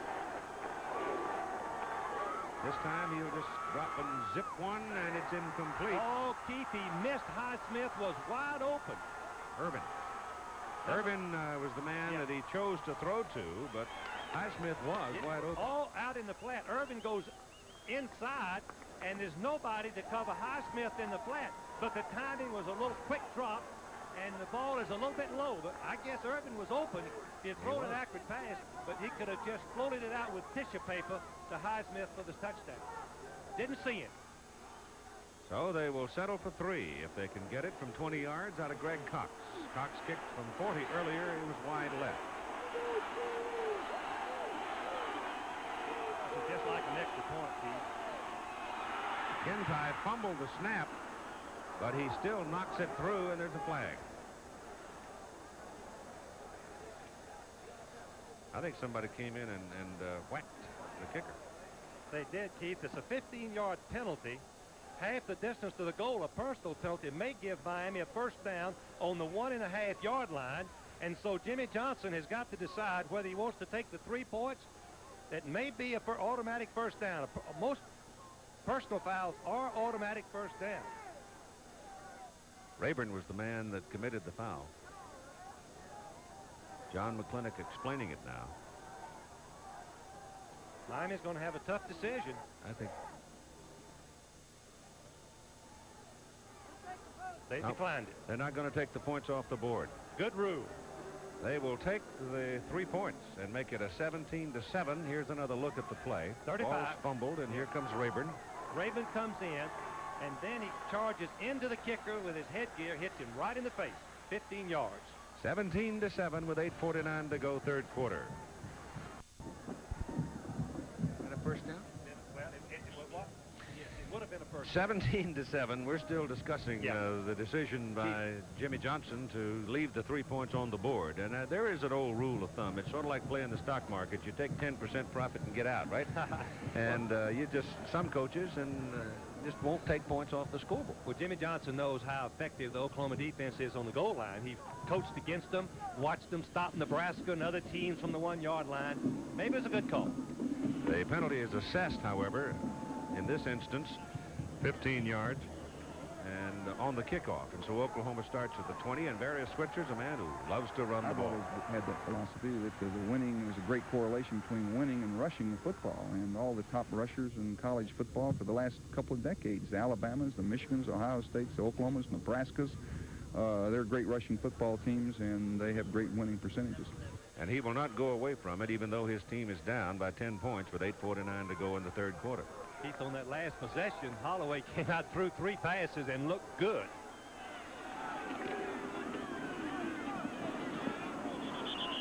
Yep.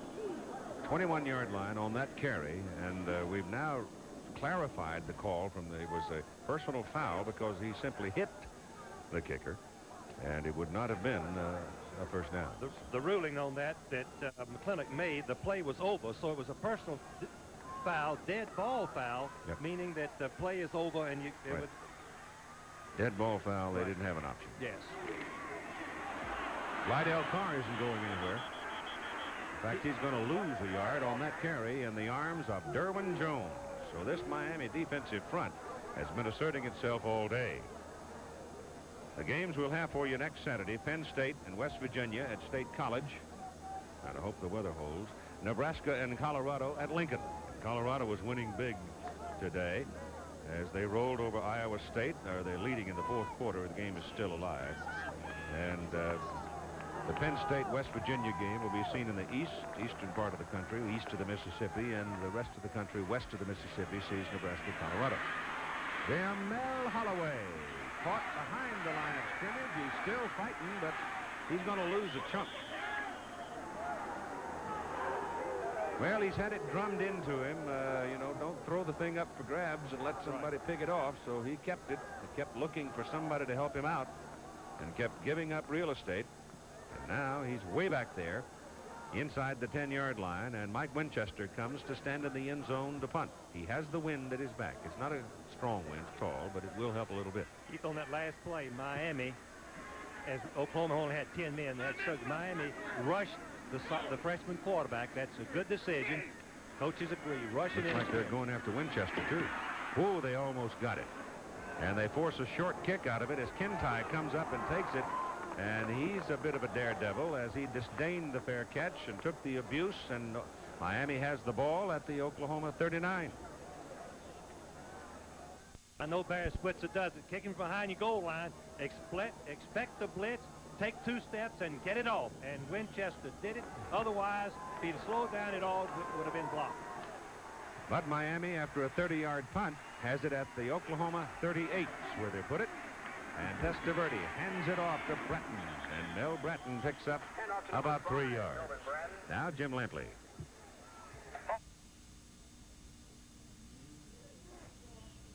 All right, Keith, here's the latest from Iowa City, where Iowa got a Houghton field goal from 27 yards on the last play of the first half and trails Michigan 7-6. Key stat in the first half, long, 12 of 18, 156 yards, no interceptions against the Wolverine defense that had 14 coming in. Back to you. 2nd down and 7, Miami at the Oklahoma 35. Testaverde throwing on 2nd down. Goes outside to Blades. And Brian Blades, the sophomore, holds it in front of Derek White, takes the lick, and he's got a first down for Miami. A 40-yard pass for a 6-yard gain, and it was rifled. Otherwise, I believe, Keith, Oklahoma would have picked it off. Couldn't play the outside cut any better.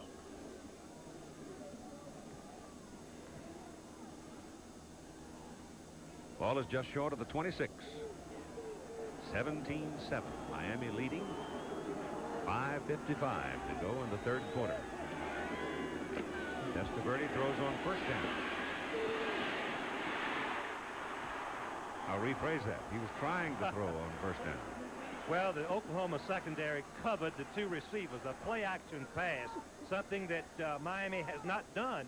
Fake to Highsmith, number 30, and Miami, the Oklahoma defensive backs do an excellent job of covering Blades, and looked like it was Mitchell out of the backfield. and the sack resulted. Reed, and Williams. Second sack of the ball game. Here's Blades, number 9, trying to get open. Fake and go, is going for the touchdown. Number 14, White, lets him go by, and he gets hit by Dixon and falls. Testaverde on a deep drop now on second down at about 15. And he finally runs out of real estate, and the Miami receivers... Keith, that's a great call. The receivers did not break back. They quit. If Miami receivers had come back towards the scramble direction, maybe they had somebody to throw to. But there was Jones right there. I mean, Reed, excuse me. Well, Blades had come down to the corner. He never made any effort to come back. In fact, none of them came back to the ball. And they just rested. Yeah. I'll tell you, your quarterback's going to take some abuse when he's out in the open field like that with people like Darrell Reed pursuing him. Reed's an all Big 8 as a freshman last year, defensive end. It's now third down and 18. Back on the 35, and they're going after him again. This time the protection is better. Blades is in the corner. He's got it. Touchdown. Yeah, he threaded a needle. When I tell you he threaded a needle, they won 2 feet of open space to throw the ball between 2 defenders. Keith, that was sensational. Well, you saw Barry Switzer, and if you read his lips, he said it was a perfect pass, and it was. Let me tell you, Oklahoma had 2 men covering Blades. Why they didn't go for the ball, I don't know, except the ball was rifled in there. Cox for the extra point. He's never missed. This time the snap and the hold are both good, and the kick is true. And at 4:06 to play in the third quarter, it is now 24-7 Miami. Now watch this pass. Watch the protection. The blitz is on. And Highsmith, number 30, on the right of your screen, sees the blitz coming and he releases. And the protection is good right there. And the drill, now the catch. Watch the catch carefully. 2 men right there, but the ball was thrown perfectly to Blades over the defensive back's head. He must have misjudged on isolation. Let's see if we can tell. Now, Glenn releases him to the safety man. Where's the safety man? Here he comes. Number 29, Dixon, right there. But he misjudged the depth and came in front of the receiver. Touchdown resulting. Blades there once again. And a considerable case of shock now has settled at Owen Field on the home crowd. Oklahoma's opening home game. Testaverde now is thrown for 2 touchdowns and run for another. And Miami will kick off with Patrick Collins and Eric Mitchell. I believe that's the 5th time that Testaverde has thrown 2 touchdown passes this year. Remember, he sat back behind Bernie Kosar and watched and learned from him. And when the opportunity came, he was ready.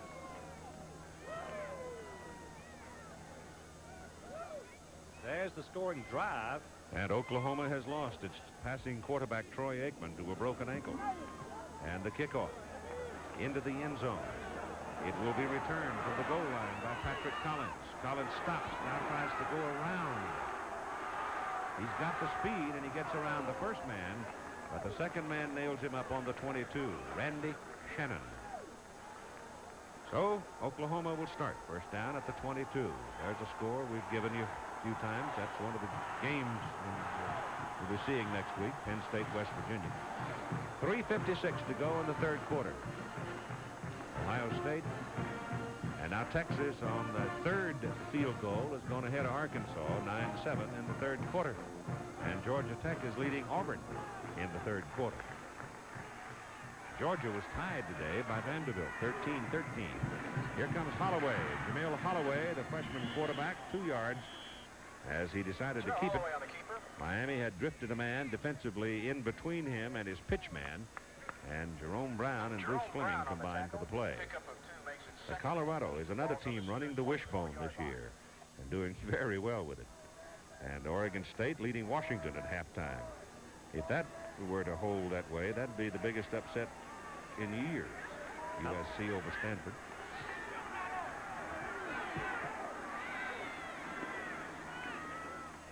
Oh, bad pitch. Fumble recovery. Miami on the football is John McVay. As Holloway was hit just as he pitched the ball out, and Miami's got a break. Once again, Miami using some stunts on the corner at the bottom of your screen, trying to confuse the young freshman. Now, I guess that was Brown again. Yep, Jerome Brown right through there, hit him in the back and forced the bad pitch. Jerome Brown has been a load all day for Oklahoma. 6'4", 265, a junior from Brooksville, Florida. Oklahoma's defense has been sensational against the run. Have not faced a team, Keith, as we said earlier, that can run and throw like Miami. Bratton from the 22 to the 19. And even though Miami has not made a lot of yards, Keith, rushing the football, they have forced Oklahoma to stay honest, to stay up there to stop the run, and that's what's letting the passing continue to be successful.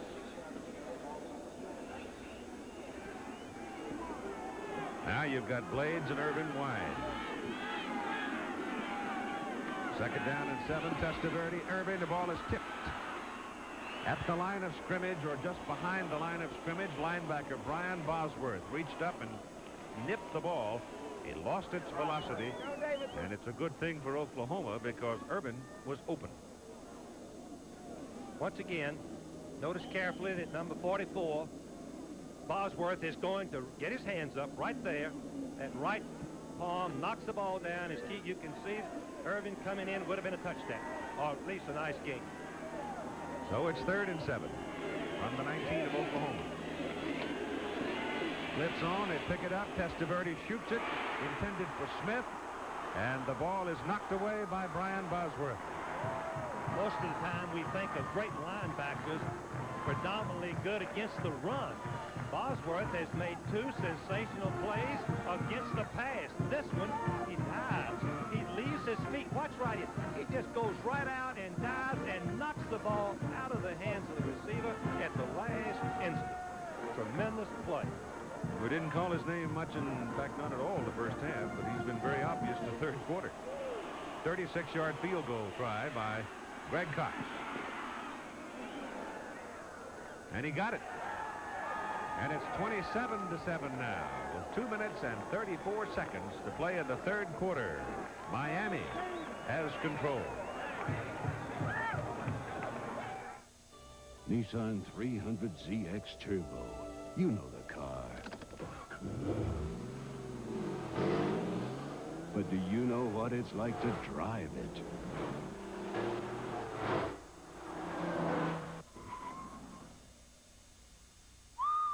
Now you know. Once you get inside a Z will get inside of you. For high-performance sports cars like the 300ZX, the name is Nissan. The Florida Everglades and Old Milwaukee both mean something great to these guys. The Everglades means airboating, as close as you can get to flying without leaving the ground. And Old Milwaukee means a great beer. Cold, crisp Old Milwaukee beer and smooth, golden Old Milwaukee Light. There's nothing like the flavor of a special place in Old Milwaukee beer. Old Milwaukee and Old Milwaukee Light. Hey, guys, it doesn't get any better than this. It's St. Louis and Kansas City in the World Series. Herzog's troops are ready to roll. Greg says bring them on. Game 1 coverage begins tonight on ABC.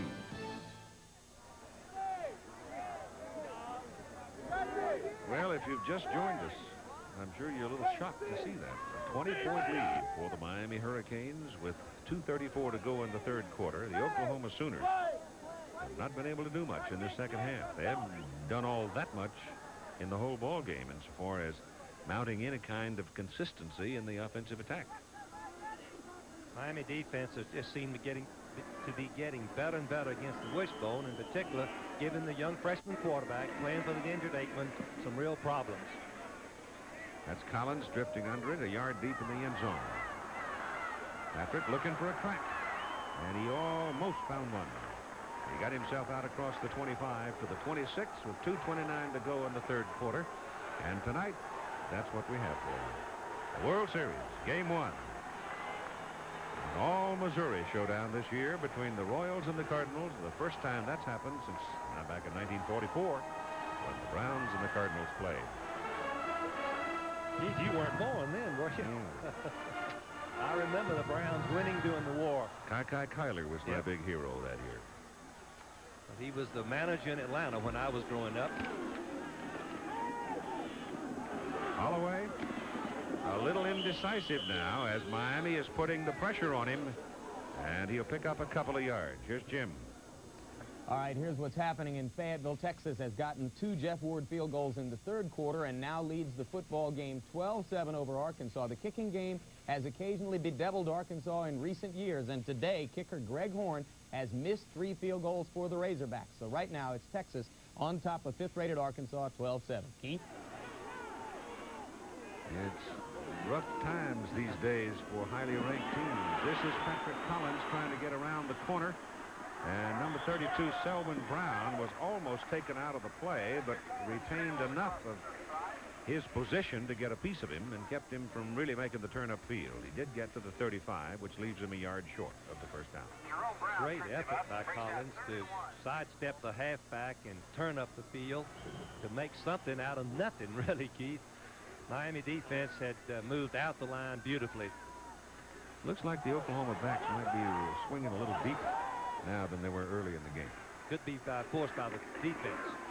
Lydell Carr, going for the first down. He didn't get a whole lot, but I think he got just enough. The Miami defensive backs are getting more penetration, Keith, and that forces the Oklahoma halfbacks to run the horn, as we say, give ground. Stell comes in, replacing Collins. There is used 8 running backs today. Holloway rides it off to Lydell Carr, the fullback. And Lydell Carr lays a lick on Benny Blades, and they're both slow to get up. Blades stuck his head right between Carr's legs and looked like he might have taken a knee to the head. And he's down flat, and Carr up very gingerly himself. That was a collision. Right up the middle. When the fullback pops on the wishbone, the only man that can make the play is the free safety. Now, Blades is a 200-pounder. Tough youngster. He does duck his head, Keith. You're right. When he ducks his head, he puts it right into that knee, turning legs of Carr. It's dangerous. 1:01 to go in the third quarter. Yeah, Keith, we try to teach our tackling to tackle with our head up and let the head slide by and make the contact with your shoulder pad. All you young football players listed, make the tackle with your shoulder pad. Don't stick your head down and hit it into the legs. We try to teach against that. Benny's going to be all right, apparently, but he was stunned after that collision with Carr. And Oklahoma right now sitting with a first down. The ball is up on the 48-yard line, and Blades will have to come out for a time. Looking at the top 10, Iowa losing at halftime, Oklahoma losing, Michigan winning, Penn State won, Arkansas losing, Nebraska won, Auburn losing, Air Force won, and Ohio State won. BYU plays tonight. They take it back inside. They're working Carr hard, and the big 215-pounder will get about 4 yards on that carry to make it second down and 6. Most teams that run the wishbone alternate their fullbacks, Keith. It's such a punishing position to fire into that middle on virtually every play and take the pounding from the guard, tackles, and linebackers. Oklahoma's picked up 314 yards on 16 first downs, but they've scored only 7 points. And there's very little gain on that play as Holloway is brought down by Darren McMurray. And we're winding into the final seconds of the third quarter, and I think they're going to let the clock run out. 27-7. Miami leads by 20. And Oklahoma is content to let the third quarter run out. So we'll be back after this commercial message into work. Plaids, tweeds, uncompromising quality at invaluable prices. blazers, slacks, and sweaters. Just watch what develops. Even vests, shirts, and ties. Get the picture? At Kuppenheimer, we don't cut corners to cut the price. Shh, be very, very quiet. What's up, Doc? I'm hunting for the sharpest VCR picture. Then what are you doing over there? Sony Super Beta has a picture like real life. 20% sharper than the one that beat VHS. Pesky rabbit. And only Sony has this super special effects wheel. I'll give you a special effect, rabbit. Oh, sorry, Doc. Super Beta is sharper. Sony, the one and only. TV's full-figured woman, Jane Russell, Monday at 4. Final quarter of play, just 15 minutes remaining. Oklahoma trailing by 20, 27 to 20. Miami taking control of the ball game. It is 3rd down and 5 for the Sooners. At the Miami 47-yard line, Jamil Holloway keeping the ball and gets the first down at the 36 of Miami. Troy Aikman gone with a broken ankle, and the freshman quarterback having to step in and carry the load. True triple option. Sink the ball in the fullback's pocket right there. Run and see what the defensive end's going to do. He takes the outside, takes the pitch, so you keep it as quarterback and turn up and make the yardage. On first down, Holloway gives the ball to Lydell Carr. And Carr picks up about 5. But I don't know if there's enough time left to keep on pounding away at 3, 4, 5 yards a clip. Here are the stats. Oklahoma leads in first downs in rushing, Miami in passing, and total yardage. The key being the injury to the quarterback of Oklahoma, Aikman, and 2 turnovers resulting by the freshman. Holloway keeping the ball again, turns it upfield, and he's close to another first down. But right now, it is Carr and Holloway doing virtually all of the work. See, the Oklahoma offense has had 1 fumble, 1 interception, 1 missed field goal, 1 blocked field goal, and failed on a 4th down, all in the first 3 quarters. Had some opportunities that they couldn't cash in on. That big old 98 walking right there. He's Jerome Brown has been all over the football field today. Jerome Brown is a junior. 200, number 98, playing right over the offensive guard, Farrah. Pushes him to the ground and just pursues out the line. Won't give up. Chase that football. Take the proper angle where you can make the play. Number 88, Jerome Brown, has had a sensational game, Keith. Blocking that field goal may have been the turning point. Could be. 26-yard line of Miami now. First down, Oklahoma. And Holloway gets loose in the middle. And we'll get about 4. Close to 5. Make it 4. Well, Brown had penetration again. Looked like yeah, he missed the tackle in the backfield. Brown penetrates number 98. Jimmy Johnson has always wanted penetration against the wishbone. So we see a little penetration right here by Brown. Number 98 diving, but Holloway is too quick and gets away from it. Holloway now with 40 yards on the ground. Gives to Carr, the fullback. And on 2nd down and 6, Carr is just at the 20. So they need about 3.5 yards, close to 4. And again, Brown has the tackle. Keith, even though you know your 2nd-string quarterback has to be ready in case of an injury, most coaches, and I'm sure Barry does the same thing, you set up your practice and your starter gets about 2/3 of the work. A young quarterback about 1/3. So Holloway is playing with about 1/3 of the work that less than half the work of Aikman. Keeps it, gets the first down. And he's just inside the 13 of Miami. He turned on a dime, 90 degrees. The distinguishing quality of a wishbone quarterback is cut it 90 degrees without slowing up. Fake to the fullback, right in the line. Go out, nothing there, turn it up. Right there, turns it up with speed. He turns it up with a little quickness there and makes a missed tackle. Now they finally give it to another back. Damon Stell, and Stell from the 13 to about the 8. And time remaining in the game, 12:35. I go back to what I said a while ago. This kind of an attack eats a lot of time off the clock. You want to be ahead with this style of play, and Barry Switzer's teams have won 118 times and lost only 23 running this style. But I don't remember the last time they were creating about 20 points in the 4th quarter. Maybe never. Holloway dancing around and gets to about the 6 before he rolls down. So they'll be looking at 3rd down and the better part of 4 yards. Well, Myra had Holloway for a loss, but there's a little bit of a mismatch. Holloway at 1-7 and Quick is a hiccup, hell, Waterbug, whichever you've already defined him, Keith. Maurer, the linebacker, 225, just missed him in the backfield. Ball's on the 6. They need more than 3. It's close to 4. Give the ball to Stell again. And Stell diving for the 3 is close, but I don't know. Keith, it's going to be right on the marker. Close to the first down. It's not the first down. Well, it's going to be... Don't think they got the spot. Maybe about an inch short, but it's very close. The ball is marked just inside the 3-yard line, and the down marker is just inside the 3.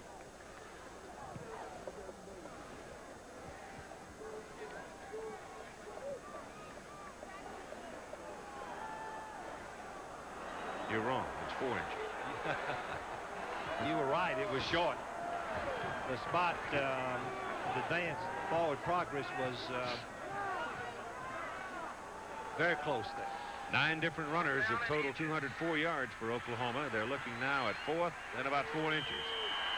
The ball is just short of the Miami 3-yard line with 11 and a half minutes to play in the ball game, and Miami leading 27-7. Quarterback Holloway keeps it, and he will have the first down. Best play to run when you've got a quarterback with quickness. You don't have to take the ball in the backfield. You're right behind the center, and you've got good offensive linemen. Fire out and jump through them and make the first down. Well, that's balance for Miami, isn't it? Beautiful balance. Oklahoma, about what we expected. But I would say, Keith, Aikman, before his injury, was looking brilliant as a wishbone quarterback, favoring the pass more than the run. On 1st and goal, the 20th first down for Oklahoma. The surge is right to the goal line, but it is just short. And it was Damon Stell carrying the ball. The offensive line of Oklahoma has done yeoman work. That's Hudson, Pope, Simpson, Phillips, and Greg Johnson. Well, we have an injured player. Number 58 is linebacker. Bruce Fleming, the senior from Monaca, Pennsylvania, hurt on the previous play. Timeout for him. When it's freezing cold and the sirens blow and the mercury's down to 20 below, you don't need problems, you gotta go. That's why America goes with Prestone. A fresh fill of Prestone 2 antifreeze fights freeze up and rust up too. A radiator could look this bad after just 10,000 miles of driving on weak, neglected antifreeze, while the Prestone radiator looks this good. Get the Prestone difference. America goes and goes and goes with Prestone.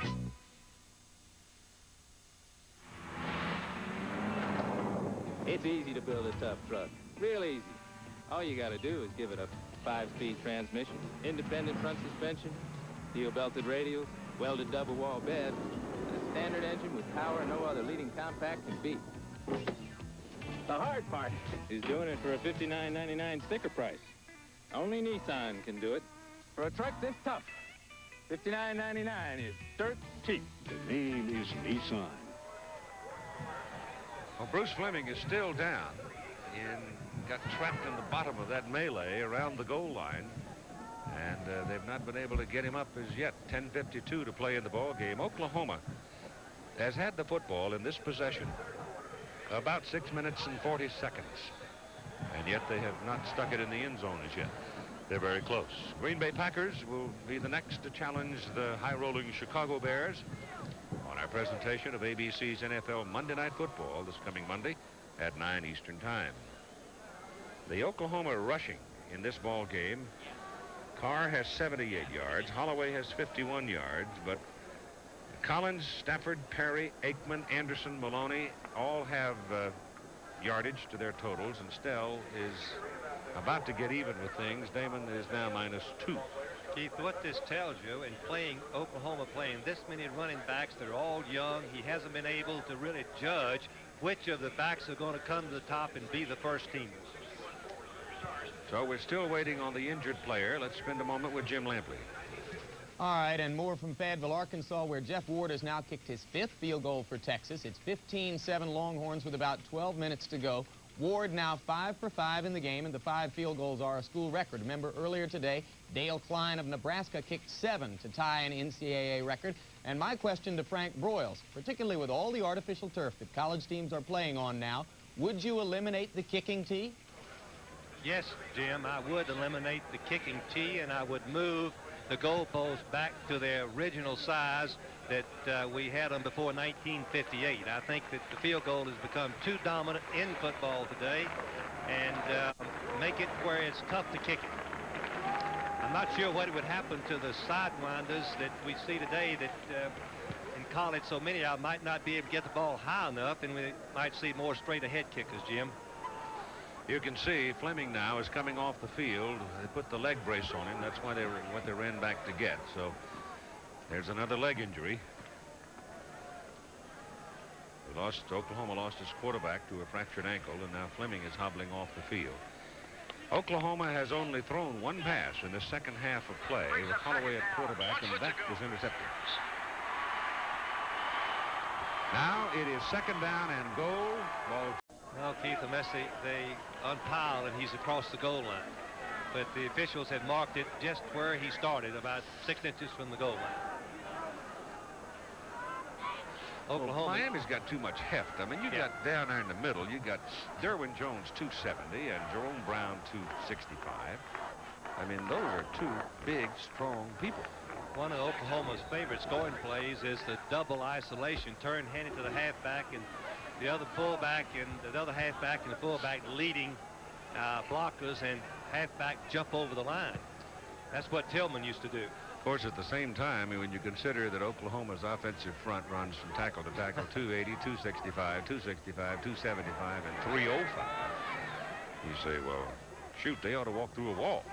Well, the defense get lower than the offense, and they build another line of scrimmage about a yard in the backfield, and the defense lining up in the creases, in the gaps, have that advantage on the goal line. They can get some penetration in the gaps, regardless of how big the offensive line might be. We've got a little trouble now, apparently, with the clock showing 10:73. That's a new one.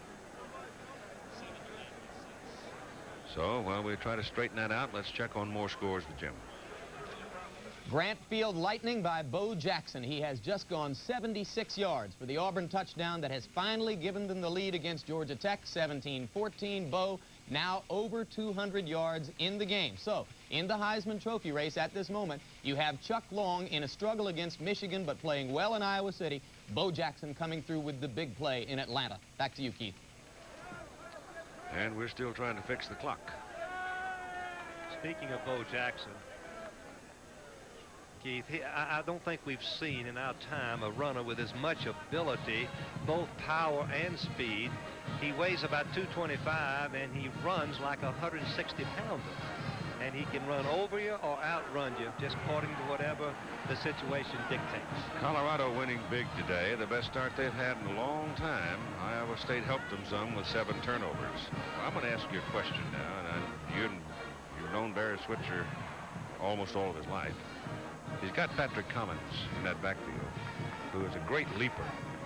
Now, I've seen Collins go up and dunk the football over the goalpost. I know he can jump. Why don't we give somebody like that a chance to go over the top here? Keith, I think they will. The wishbone is a little bit handicapped more than the I formation. You can go over the top easily with an I tailback 7 yards. The wishbone tailbacks don't really have that opportunity unless they go across the backfield. And that's normally what Oklahoma runs. They do leap and go over, as you mentioned, but they cross the line of scrimmage from the right to the left to accomplish that. And they're having to roll the clock down, I guess, to reset it. I don't know exactly what they're doing with it because they're still fiddling around with it. The Ivy League scores there. This was the 64th consecutive sellout at Memorial Stadium for the University of Oklahoma. They didn't open their season until the 28th of September, and they were the preseason pick for #1 by a lot of people. And their offense was just not totally, it just wasn't effective against Minnesota. They won by 6 points. They won by 7 points against Texas. And, Now here they are. They're getting whacked around pretty good by Miami. Keith, all the backs, names that you have called are sophomores or less. You cannot speed up the process of experience. When you're playing 10 backs, you just never get in the rhythm of the ball game, and Barry doesn't know which one to play. They all look about the same, and he's trying to find one that will stand out and be the one that will make them a good football team. We're just about ready for the clock to roll, and we've got it set now at 10 minutes and 32 seconds, and it's 3rd down and goal for Oklahoma. The ball is a half a yard away from the goal line.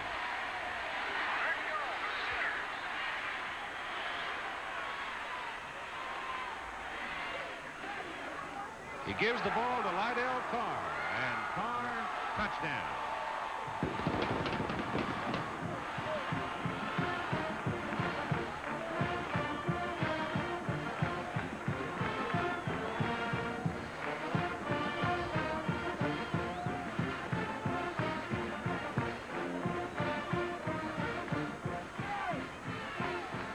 Here it is. Carr just goes over the top. Keith had already asked why, and as the ball breaks the plane, all it has to do is break imaginary plane upward from the goal line, and officials signal touchdown. Lasher's extra point is good. You've got 10 minutes and 28 seconds to play in the game, 27 to 14, but Oklahoma required 7 minutes plus for that touchdown. Presenting the Honda 4Trax.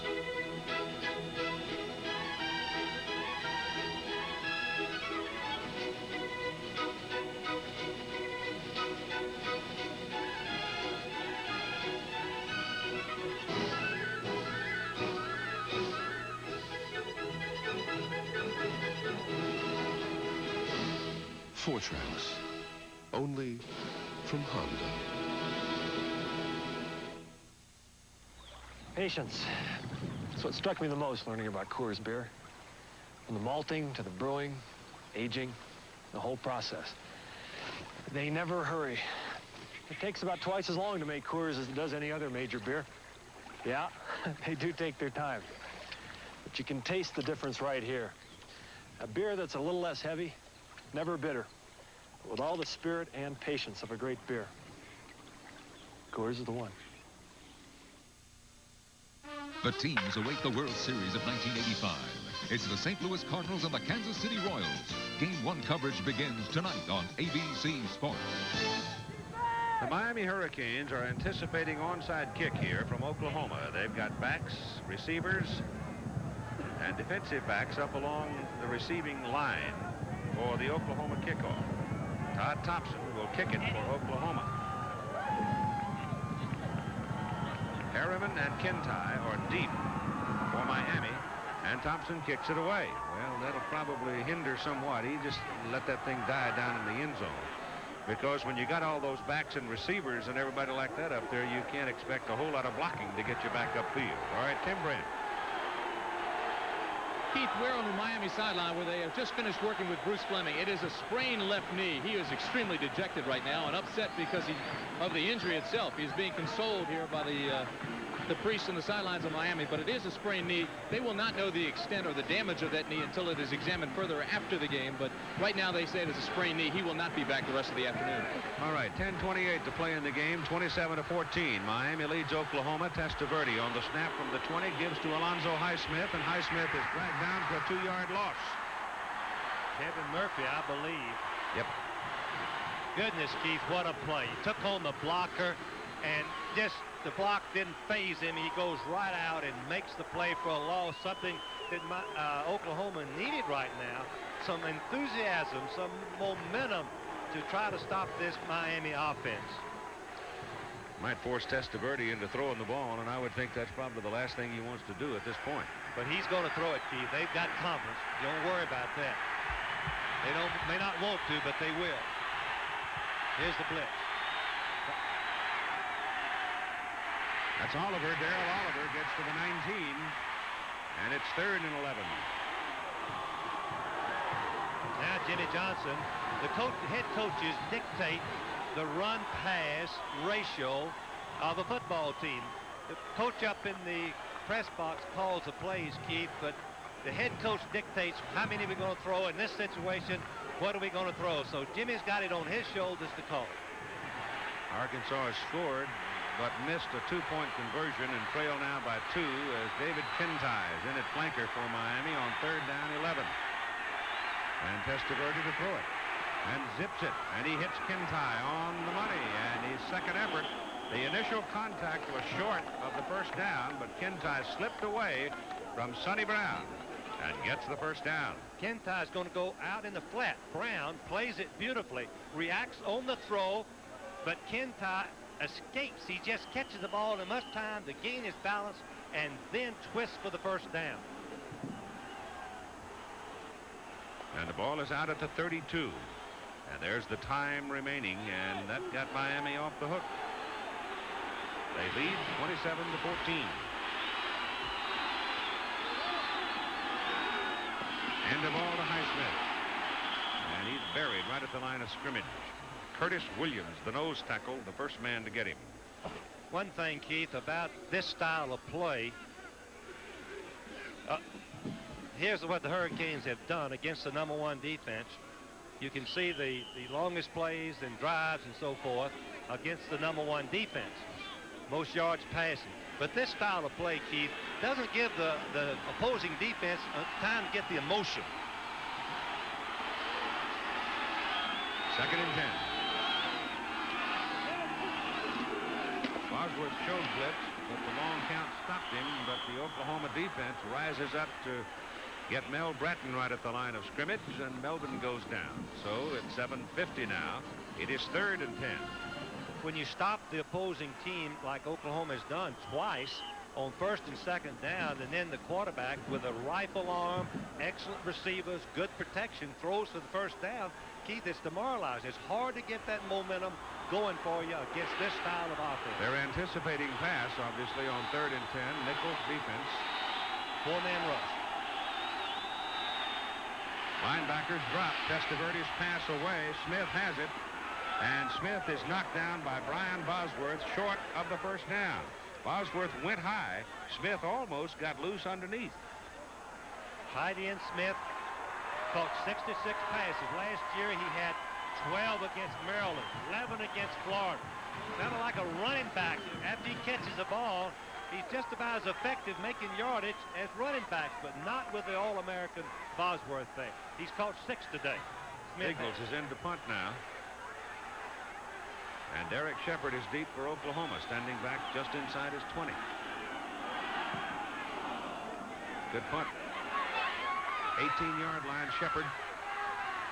Just not enough help back there. He does return it to the 26, a 41-yard punt, 7-yard return, 6:39 to play in the football game. And Oklahoma needs some points if they are to make a threat in the closing seconds. And tonight at 8 o'clock Eastern Time, we hope you'll join us here on ABC for the opening of the World Series, Kansas City and St. Louis. Pitchers are Danny Jackson for the Royals and John Tudor for the Cardinals. Al Michaels, Jim Palmer, Timmy McCarver, Reggie Jackson. Nothing there. I believe that the Miami defense, it appears, has just made up their mind. They're going to get in and force Oklahoma, if possible, to pass the football with a freshman quarterback. As we look at Barry, what a tremendous career he has had at Oklahoma. 20 years he's been here as assistant coach and head coach. This is his 13th year as the head coach. 2nd down and 8. Reverse. This is Patrick Collins, and Collins finally runs out of room up around the 31-yard line. Miami staying at home a little bit better on the reverse plays, Keith. They were burned earlier, but were lucky enough to have the play called back because of a penalty. Keith Jackson, the tight end, has been quiet. When Aiken was a quarterback, Keith Jackson was having a tremendous game. It caught 6 passes. Caught 3 passes. 3 passes. 3 yards. passes for 81. 3rd down and 6. Here's Holloway, a little deeper drop this time. Gets it off to Shepard and throws it too high. He had to drop it in between 2 defenders, and he just couldn't do it. Good call, Keith. The strong safety had dropped back. A one-man pattern. either open or not open. Shepard goes down, fakes deep, and he's open as far as the defensive back is concerned, but the safety man in front made him force it high. Forced the ball high. And it brings on 4th down and Winchester, the punter. And it looks like another undefeated team is going to fall. 6 teams in the top 20 were beaten last weekend. There's about the same number having trouble this week. Kintai calls fair catch and then lets the ball roll, and it takes an Oklahoma bounce, and it's going to roll for a while. It wasn't a very good punt by Winchester, but it had the kind of action on it where it took the roll toward the Miami goal, and it stopped down about the 10, 60 yards. Roger, I just drove a fantastic car, the Nissan Maxima. One test drive, sold me on the spot. You know I know cars, right? Yeah. Well, the Maxima really impressed me. Right. It's got a 3-liter fuel-injected V6, 4-wheel independent suspension, adjustable shocks. The Maxima's loaded with technology. Nissan Maxima, huh? Oh, it's not for you, Roger. Doesn't cost enough. When the objective is performance, the name is Nissan. We're not a company. But no company has more pride in what they do. Or more pride in how well they do it. We offer you a meaningful and fulfilling future. One that goes far beyond the ordinary. One that brings with it the respect and admiration of Americans everywhere. We're not a company. We're your country. We're the Air Force. The Marines. The Army. The Navy. We're the Armed Forces. It's a great place to start. Undefeated 4th-ranked Penn State tangles with West Virginia, or number 6 Nebraska collides with Colorado. CFA coverage begins with College Football Today next Saturday. The Miami Hurricanes have respotted the ball at the 12, and Miami will have it now and will try to eat up the clock. Oklahoma needs some luck. Testaverde keeps it on a bootleg and sits down at 21. And he didn't go out of bounds, Keith. No. He slid into the boundary, but stopped so that the clock would continue to roll. 9 yards. Oklahoma defense is so eager. That's when you're vulnerable to the bootleg. Everybody going with the fake of the backs. Testaverde, watch him slide. And not go out of bounds. Keep the clock going. 2nd and 1.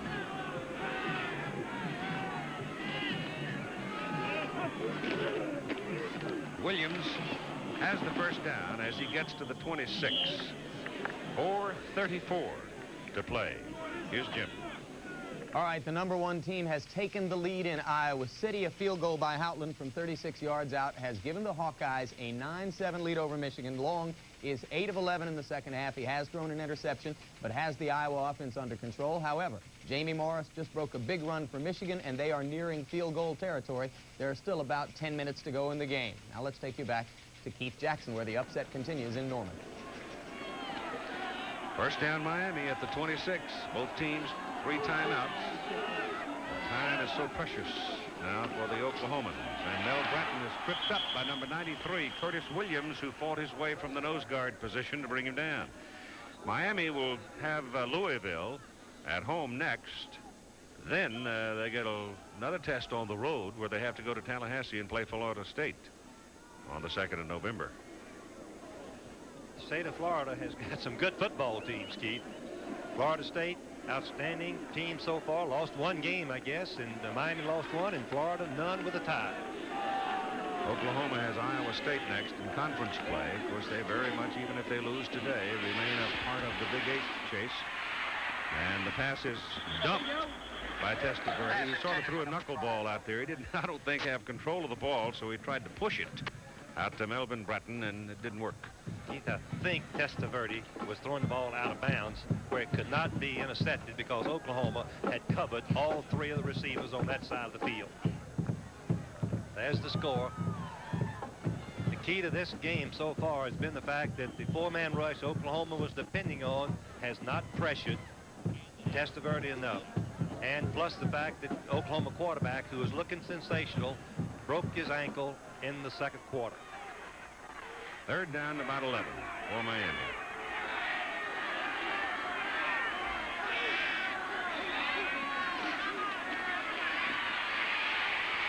Down he goes.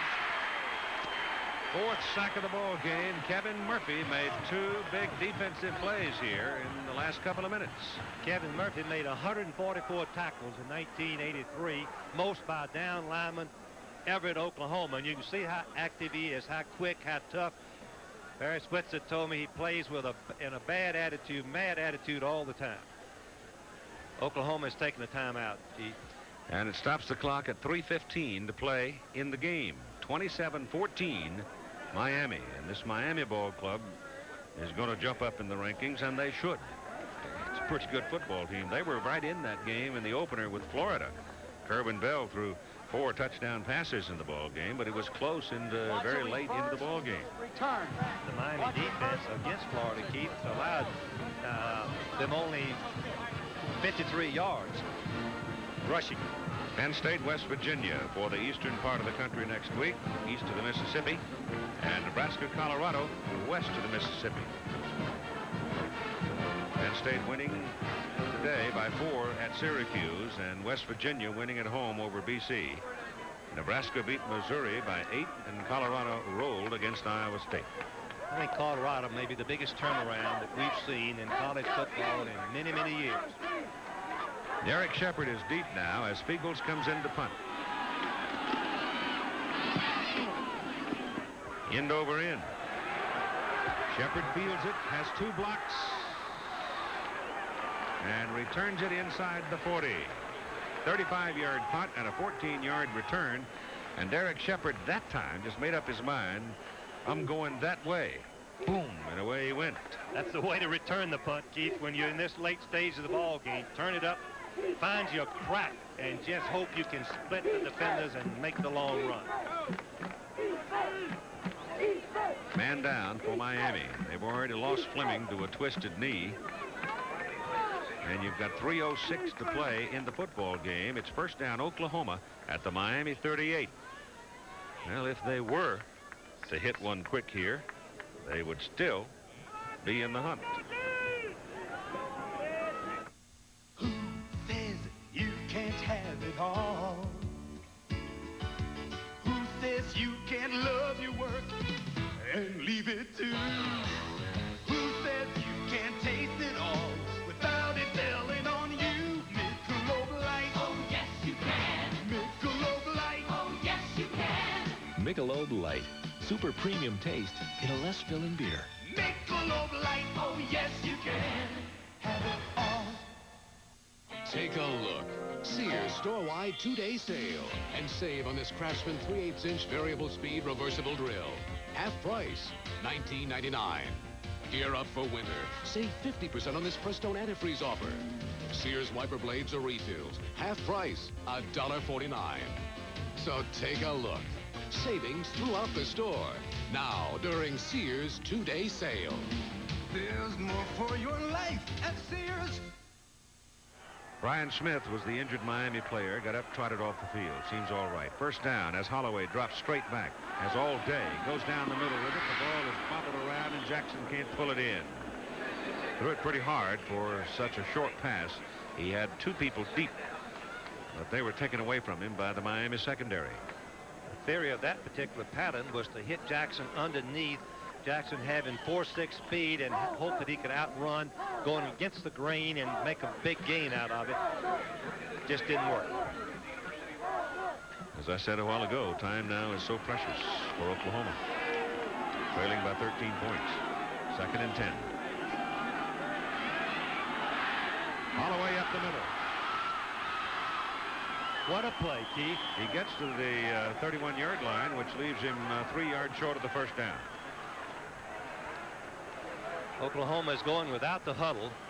They need 2 scores, 2 touchdowns, and 2 extra points.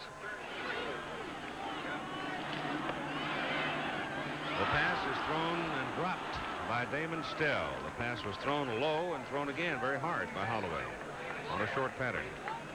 It was enough yardage for the first down, but Stell couldn't pull it in. Now it's 4th down. 4th. Doesn't it sound funny, Keith, calling Keith Jackson? Mm-hmm. He's a great player. Just a sophomore. Just a sophomore. Highly recruited by everybody. Yeah, but he had good sense. He stayed in the general area, stayed in the home area to play his football. I thought the right decision for him. Holloway drops the football. Tried to pick it up, and an Oklahoma man fell on it. But it was fourth down as the ball was tipped away from Holloway, and number 68, Anthony Phillips, fell on it before Holloway could pick it up. Holloway was going to try to break the rush between Brown and Jones, 98 and 66, and as he comes right up the middle, the ball is just stripped out of him. Just a little bit of inexperience there. The freshman quarterback's substituting for the starter, Troy Aikman. Fumble the ball. And with that play and that turnover, it may well have resulted in slamming the door on the Sooners' hopes. Miami comes out, first down at their own 34. They will run it now. Warren Williams picks up 3. Here's Tim. Handoff goes to number Dr. 24. David Fisher, the orthopedic surgeon for Oklahoma. And the first question I have about Troy Aikman, the quarterback. You mentioned to me 6 weeks. If he does come back right around that Nebraska time, will it be too stiff to play, or will he be back at all this season? Well, it'll depend on how his rehabilitation goes and how his healing is, but I would imagine he'll be awfully stiff because he'll require a cast for at least 6 weeks. And the stiffness in the ankle, just how soon he will limber up, that's just a matter of how fast we can rehabilitate him and how his body responds to it. I was in there when you looked at the x-rays and you said 6 weeks is the average. Is this a bad break, though, or is it just a green crack? This is a horrible break for us, but as far as the fracture goes, it's a non-displaced fracture, and it should heal without problem. Okay, thank you very much. You bet. Keith? Thank you, Timmy. And it's second down right now for Miami at about 7, as Oklahoma now must start spending its timeouts. They have 1 remaining. College football scoreboard, a rundown of today's action for you coming right after the telecast is done here in Norman, Oklahoma. And now this big crowd of more than the middle 70s is up and leading. The 64th consecutive sellout. Miami just trying to kill the clock now. Oklahoma makes contact. They're offside. Trying to anticipate. Sometimes an offensive lineman will move under that kind of pressure, but that looked like an encroachment call against Oklahoma. Darrell Reed, number 40, got started a little too soon. Keith, the offensive man charged across also, so what they're discussing is, did the offensive man have an instant reaction against the defense, or did he just jump offside? Now, the defense can cross over and then get back. Called it against Oklahoma, like you said. The rule says the offensive man, if it's an instant reaction, instantaneous reaction, then it belongs the penalty to the defense.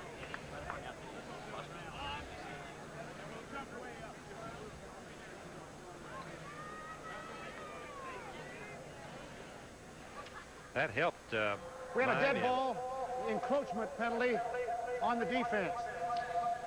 And there haven't been that many flags in this game, though. Not really. Been a well-played game, and the first quarter and a half, it was fierce. It really was, with both offenses just out-executing the defensive counterparts. 2:23 to go in the game. It's second down and 2 for Miami. And they stay with the ground game, but it's a hard row to hoe when you're trying to run against Oklahoma. No gain at all right there on that carry by Warren Williams, who is a 6-footer, 205-pound sophomore out of Fort Myers. It's backfield for Miami. Testaverde's a junior, backed up by Jeff Toretta, a junior. Williams, a sophomore. Highsmith, a junior. Bratton, a sophomore. Penny, a sophomore. They're young.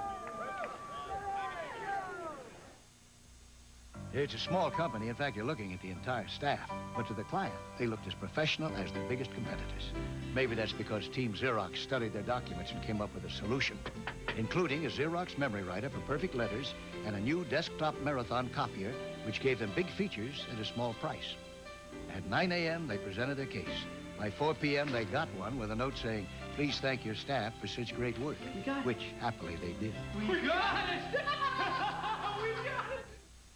Every now and then you'll come across a road like this. That's when more than ever you'll want a car like this, the Nissan 300ZX Turbo. You click the adjustable suspension to firm and go for it. With 3 liters worth of fuel-injected muscle under you, it's your road now. and the feeling like the car is awesome. For high-performance sports cars like the 300ZX, the name is Nissan. There's a graphic to give you an idea of how young these two football teams are. Keith, it's amazing that both teams, outstanding as they are, have so many sophomores and freshmen playing in the starting lineup. If they're on your schedule for the future, look out. This is Williams, and he'll have the first down, and that will probably do it. Keith, the Miami people were talking last night if they could win the day. There's so many similarities to the '83 National Championship team, which lost the opener to Florida and then went on and beat Nebraska in the Orange Bowl. They've got a lot of things going for them, and a tremendous quarterback, good running game. Their defense doing quite well today, so there's a chance for it to work the same way. Well, their future schedule is Louisville, as we told you, then Florida State. They got Florida State and Maryland back-to-back, and both on the road. And then they finish with Colorado State, and the final game, November 30, is Notre Dame. They do not have an easy road, but with this quarterback, Testaverde, I think they're capable of beating anybody in America, particularly with the running attack that they have to at least make the defensive team opponents stay honest. 1:47 remaining now as a 5-yard penalty is marked off against Miami for motion.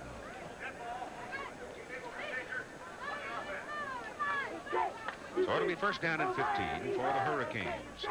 Stan Berkovich, my old friend of so many years, and now the athletic director at Miami. I don't want to see him. He's got to be walking on air. He'll be 9 feet high. Sam's done a good job of raising money, hired Jimmy Johnson, chose Jimmy late in the season. Jimmy's done a great job of, under tough circumstances last year, Keith, coming in June and trying to coach when Schellenberger left. And now this year, the first full year, spring and fall, he reshaped his defense according to his style, kept the same offense that Schellenberger used. World Series, 8 o'clock tonight. Jackson and Tudor. Going to be a great one, Keith. Those neighborhood rallies, those neighborhood rivalries like this bring a lot of intensity to the game. Loss of the designated hitter, though, may impact Kansas City some. They don't have it this year. The pitcher just got a hit. Second down and 13, and this is Williams getting some work in the late going here. We didn't see a whole lot of Warren during the course of the ball game. He was in early, then gone most of the second and third quarters, and we're now rolling along inside 40 seconds to play in the football game with the Miami Hurricanes coming to Norman, Oklahoma, and against the top defense in the nation. Run up a 27-7 lead. It is now 27-14, and the outcome is academic. The Hurricanes will go home with a victory, and the Oklahoma Sooners will face their first loss. This will be the last snap, Keith. Great effort by Miami. Oklahoma has nothing to be ashamed of. Tremendous effort on their part. Miami set the tone for the ball game in the first quarter as Testaverde hooked up with Irvin for a 56-yard pass play. And from that point on until the game was pretty much in hand, it was the forward pass that Miami used to pierce the armor of Oklahoma.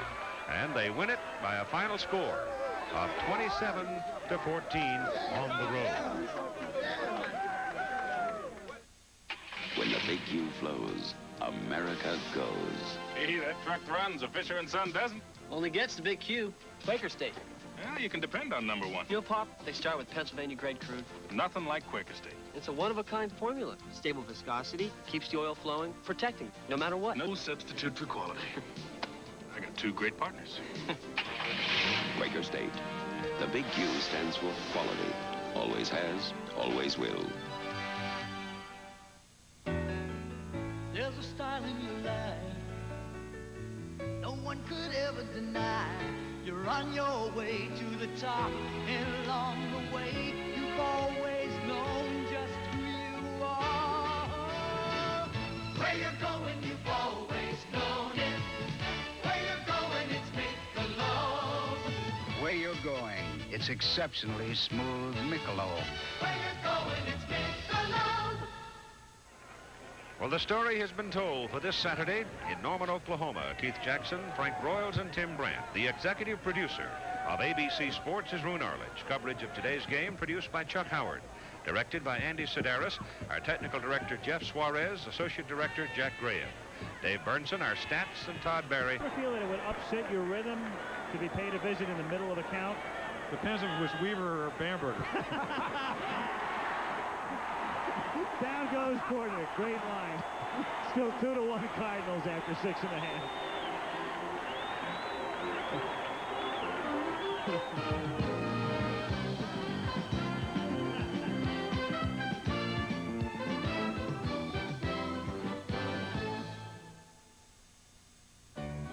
Barbecues and cowboy shoes, guitars and high gear. Now you're talking country. Now you're talking beer. Now you're talking good times, and Stroh's are spoken here. Stroh's, fire brewed for smooth, consistent taste. Now you're talking Stroh's. Now you're talking beer. Now you're talking good times, and Stroh's are spoken here.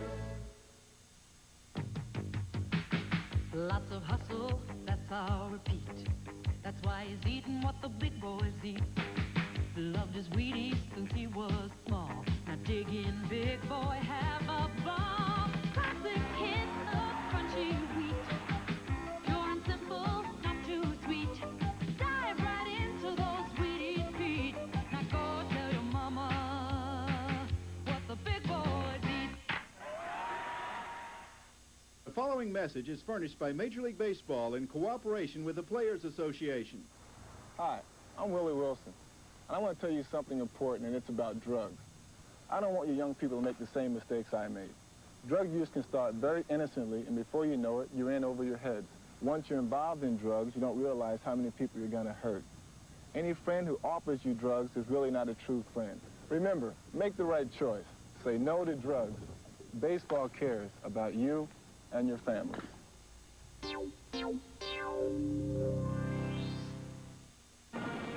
It was a young America on the brink of oblivion. John Jake's epic story of love and war, North and South, starting Sunday, November 3rd. That's the presentation for you Monday. The undefeated Chicago Bears, coming off that impressive victory over the 49ers last week, take on Green Bay at 9 Eastern time. And a reminder, tomorrow night we are here for Game 2 of the 1985 World Series. 8 Eastern, 7 Central. Looks inviting at the concession stand here at this beautiful facility. Located about 8 to 10 miles east of downtown Kansas City. Jim mentioning before, doubleheader here tomorrow. Rams, Chiefs at Arrowhead, 12 o'clock. Royals, Cardinals, Game 2. And we'll be on at 7 Central.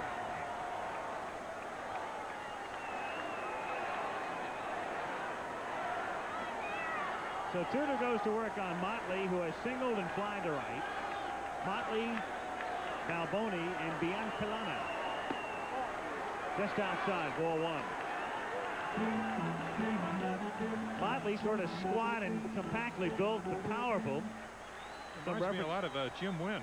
Yeah. Of course, you probably called a lot of pitches against it. They call him the toy cannon. The toy cannon hit the longest ball ever into Houston Astrodome, did Jimmy Wynn. There's Dick Hauser. Dick won 103 ball games for the New York Yankees back in 1980. And in essence got fired. Strike, 1 and 2. Even though they let him resign, Dick Hauser winning 103, but then he made the terrible mistake of losing 3 straight to Jim Fry's Royals. And that, among other factors, I had a feeling that Steinbrenner was going to axe Hauser anyway. Motley hits it in the air to left field, and racing over is Landrum to make the catch. 1 away as Balboni comes up. But also, Hauser and Steinbrenner were not really what you'd call a great mix. Steinbrenner not only wants his manager to make headlines in the sports pages, he wants his manager to be on the front page occasionally. And let's face it, in terms of public perception, Hauser to Billy Martin would be like, what, the Salvation Army next to the SWAT team. Quite an analogy well, there, Mr. Michael. Let's face it, that is one of the reasons that Dick was let go. Strike, and the count is 0-1. But Dick has fit in very, very comfortably in Kansas City. 1-1 the count.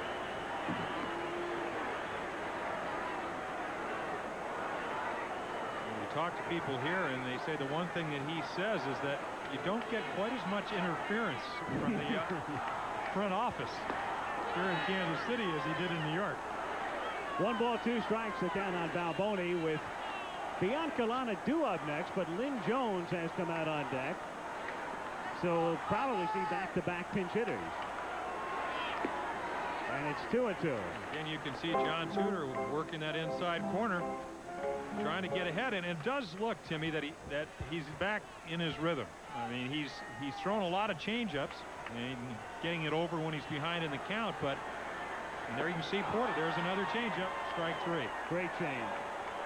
John Tudor's a guy that has to stay away from the fat part of the plate, because coincidentally or otherwise, the fat part of the bat lies across the fat part of the plate. And there you see John Tudor with the straight change, and he gets Balboni. Your attention, please. 2 down, and Lynn Jones, utility man who plays the outfield, the scholarly looking one, comes up to bat for Biancalana. Jackson for the moment comes out on deck. So if Jones gets on, you know you'll see a pinch hitter. You know what's interesting is that when they announce a pinch hitter, almost all the Cardinals look into the dugout to see where to play him. That's one of the most difficult things. When you play in a championship playoff, you play a team you've usually played 12 or 18 times a year. When you play in a World Series, they really may not know where Lynn Jones hits the ball. And he hits it down the right field line, and there's no way to defense that as it rattles around in the corner. And Jones around second. He's heading for third, and no relay. He's got a triple.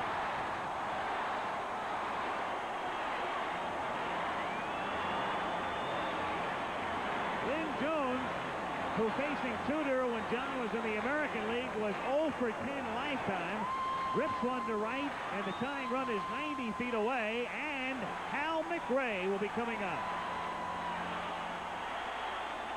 Well, as I said, they don't know Lynn Jones. He is a right field hitter, but as you said, Al, you can't defend the line drive about three feet off the foul line.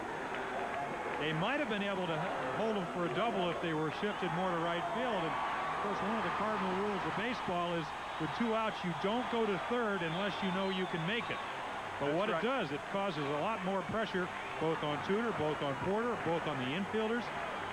That ball in the hole, you have to come up. You know you don't have the luxury of holding a runner at third.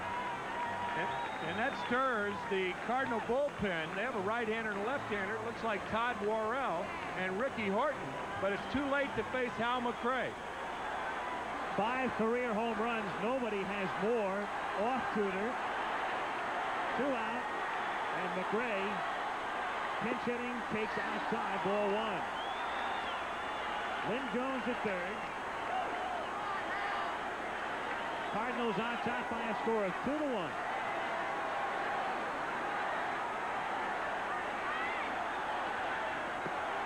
And it's 2-0 with Lonnie Smith on deck. Of course, there's one thing that John Tudor is aware of. He knows those stats. I mean, he may not know them exactly, but you know when you're a veteran pitcher, and John Tudor is, which guys hit you well and which don't. And he hits him. So McRae goes to first base.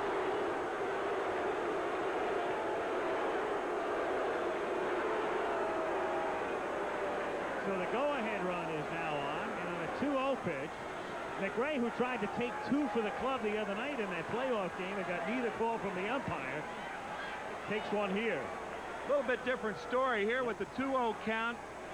And of course, I think he was trying to make that good pitch on the inside corner, and the ball just sailed a little bit. Now Whitey is out to talk to Tudor, but there's no way that Worrell or Ricky Horton could be ready by now. And no way to say that McRae was looking to get hit by a pitch. No. Hal wanted to swing the bat right here, even though he is the go-ahead run, and he has been replaced by Onyx Concepcion. who goes into pinch run, and then Concepcion, there he is, will stay in the game for Viancalana at shortstop. Herzog took a very leisurely walk and now gets involved with Denkinger. And Whitey with Denkinger taking the lineup card out, indicating that he's going to make a double switch right here because Tudor, the pitcher, due to lead off in the 8th inning, and so the double switch will be made. Whitey's taking as much time as he can because when Hal McRae came into the ball game, the right-hander Todd Worrell and the left-hander Ricky Horton just got up, so they are not really that loose, but they're still warming, and now he motions for the pitcher. So Worrell comes in, so does Van Slyke, replacing Cedeno and Wright. 2-1 Cards. Honey, you have Michelin tires in your car, don't you? Yeah. How come? Oh, I don't know. They're terrific tires. Why? How come I don't have Michelins in my car? Oh, sweetheart, they cost more. I drive to work. I go out of town a lot. All you use your car for is shopping, driving Amy around. I'll get you a set tomorrow. You sure you want to spend the extra money on us? Come on. Michelin, because so much is riding on your tires. Faces. They're all different, yet these all have something in common. They're the faces of Manville people. Manville people at work, 21,000 of them with one goal, to be America's very best supplier of quality products. Manville people aren't just dedicated to making better products. They're always striving to make those products even better. Yes, 21,000 people with one goal, to make Manville America's very best supplier. Rise and shine, cast your line, catch the limit here. Now you're talking fishing, now you're talking beer, now you're talking good times, and Stroh's is spoken here. Stroh's, fire brewed for smooth, consistent taste. Now you're talking Stroh's, now you're talking beer, now you're talking good times, and Stroh's is spoken here. It's Supercharged, the new Energizer AA battery. From Energizer Science comes the longest-lasting Energizer AA ever made. No other battery can outlast it. It's supercharged. It's America's newest bundle of energy. Barn's on fire. Gotta go. You're gonna go with Prestone. Driving just 10,000 miles on weak, neglected antifreeze can leave a radiator looking this bad, while the Prestone radiator looks this good. America goes with Prestone. Andy Van Slyke is now playing right field, and what it means is he'll lead off in the top of the 8th inning. Todd Worrell comes into pitch. Worrell is batting in the 6th spot, vacated by Cedeno. And Worrell, who spent most of the season in the minor leagues and came up in August, is now, if anybody is the main man out of the bullpen, and they call it a bullpen by committee, it's Todd. Well, it's unusual. I talked to Mike Rourke, a pitching coach, and he struggled in the minor leagues. Here's a guy that's got a fastball in the middle 90s, a real hard slider, nothing else to go with it, but you don't need anything else to go with it if you're a short man. But he threw overhand, and they dropped his arm down a little bit. He got a little bit more movement on the ball, and as you just said, Al, he's become their main man. He's the kind of guy that comes right in and throw the ball right by you. Of course, we do have Lonnie Smith here, a dead fastball hitter and a high ball hitter, and we got a fastball pitcher on the mound. First and third with 2 down. 2-1 Cardinals. Outside, ball 1. 1-0. His opening salvo is clocked at 93. And he almost threw it right by Darrell Porter. Yeah, a lot of times you think a catcher makes a good play on a ball only in the dirt. That was a good play on a ball that never got to the dirt because it was 93 miles an hour, about 2 inches off the ground, and Porter had to go to his right for it. Fouled away. 1-1. Lynn Jones, the tying run, is at third. The pinch runner, Onyx Concepcion, is at first. And Lonnie Smith, 1 for 3, picked off. It'll be interesting. In the third. Excuse me, Al, we saw before uncontested steal of second base. Concepcion can run. Not at a dead base stealer. You wonder if they might send him just to see if possibly Porter might throw through. Good fastball. Flew that one right by him. 1-2, and the gun says 96. I'll guarantee you,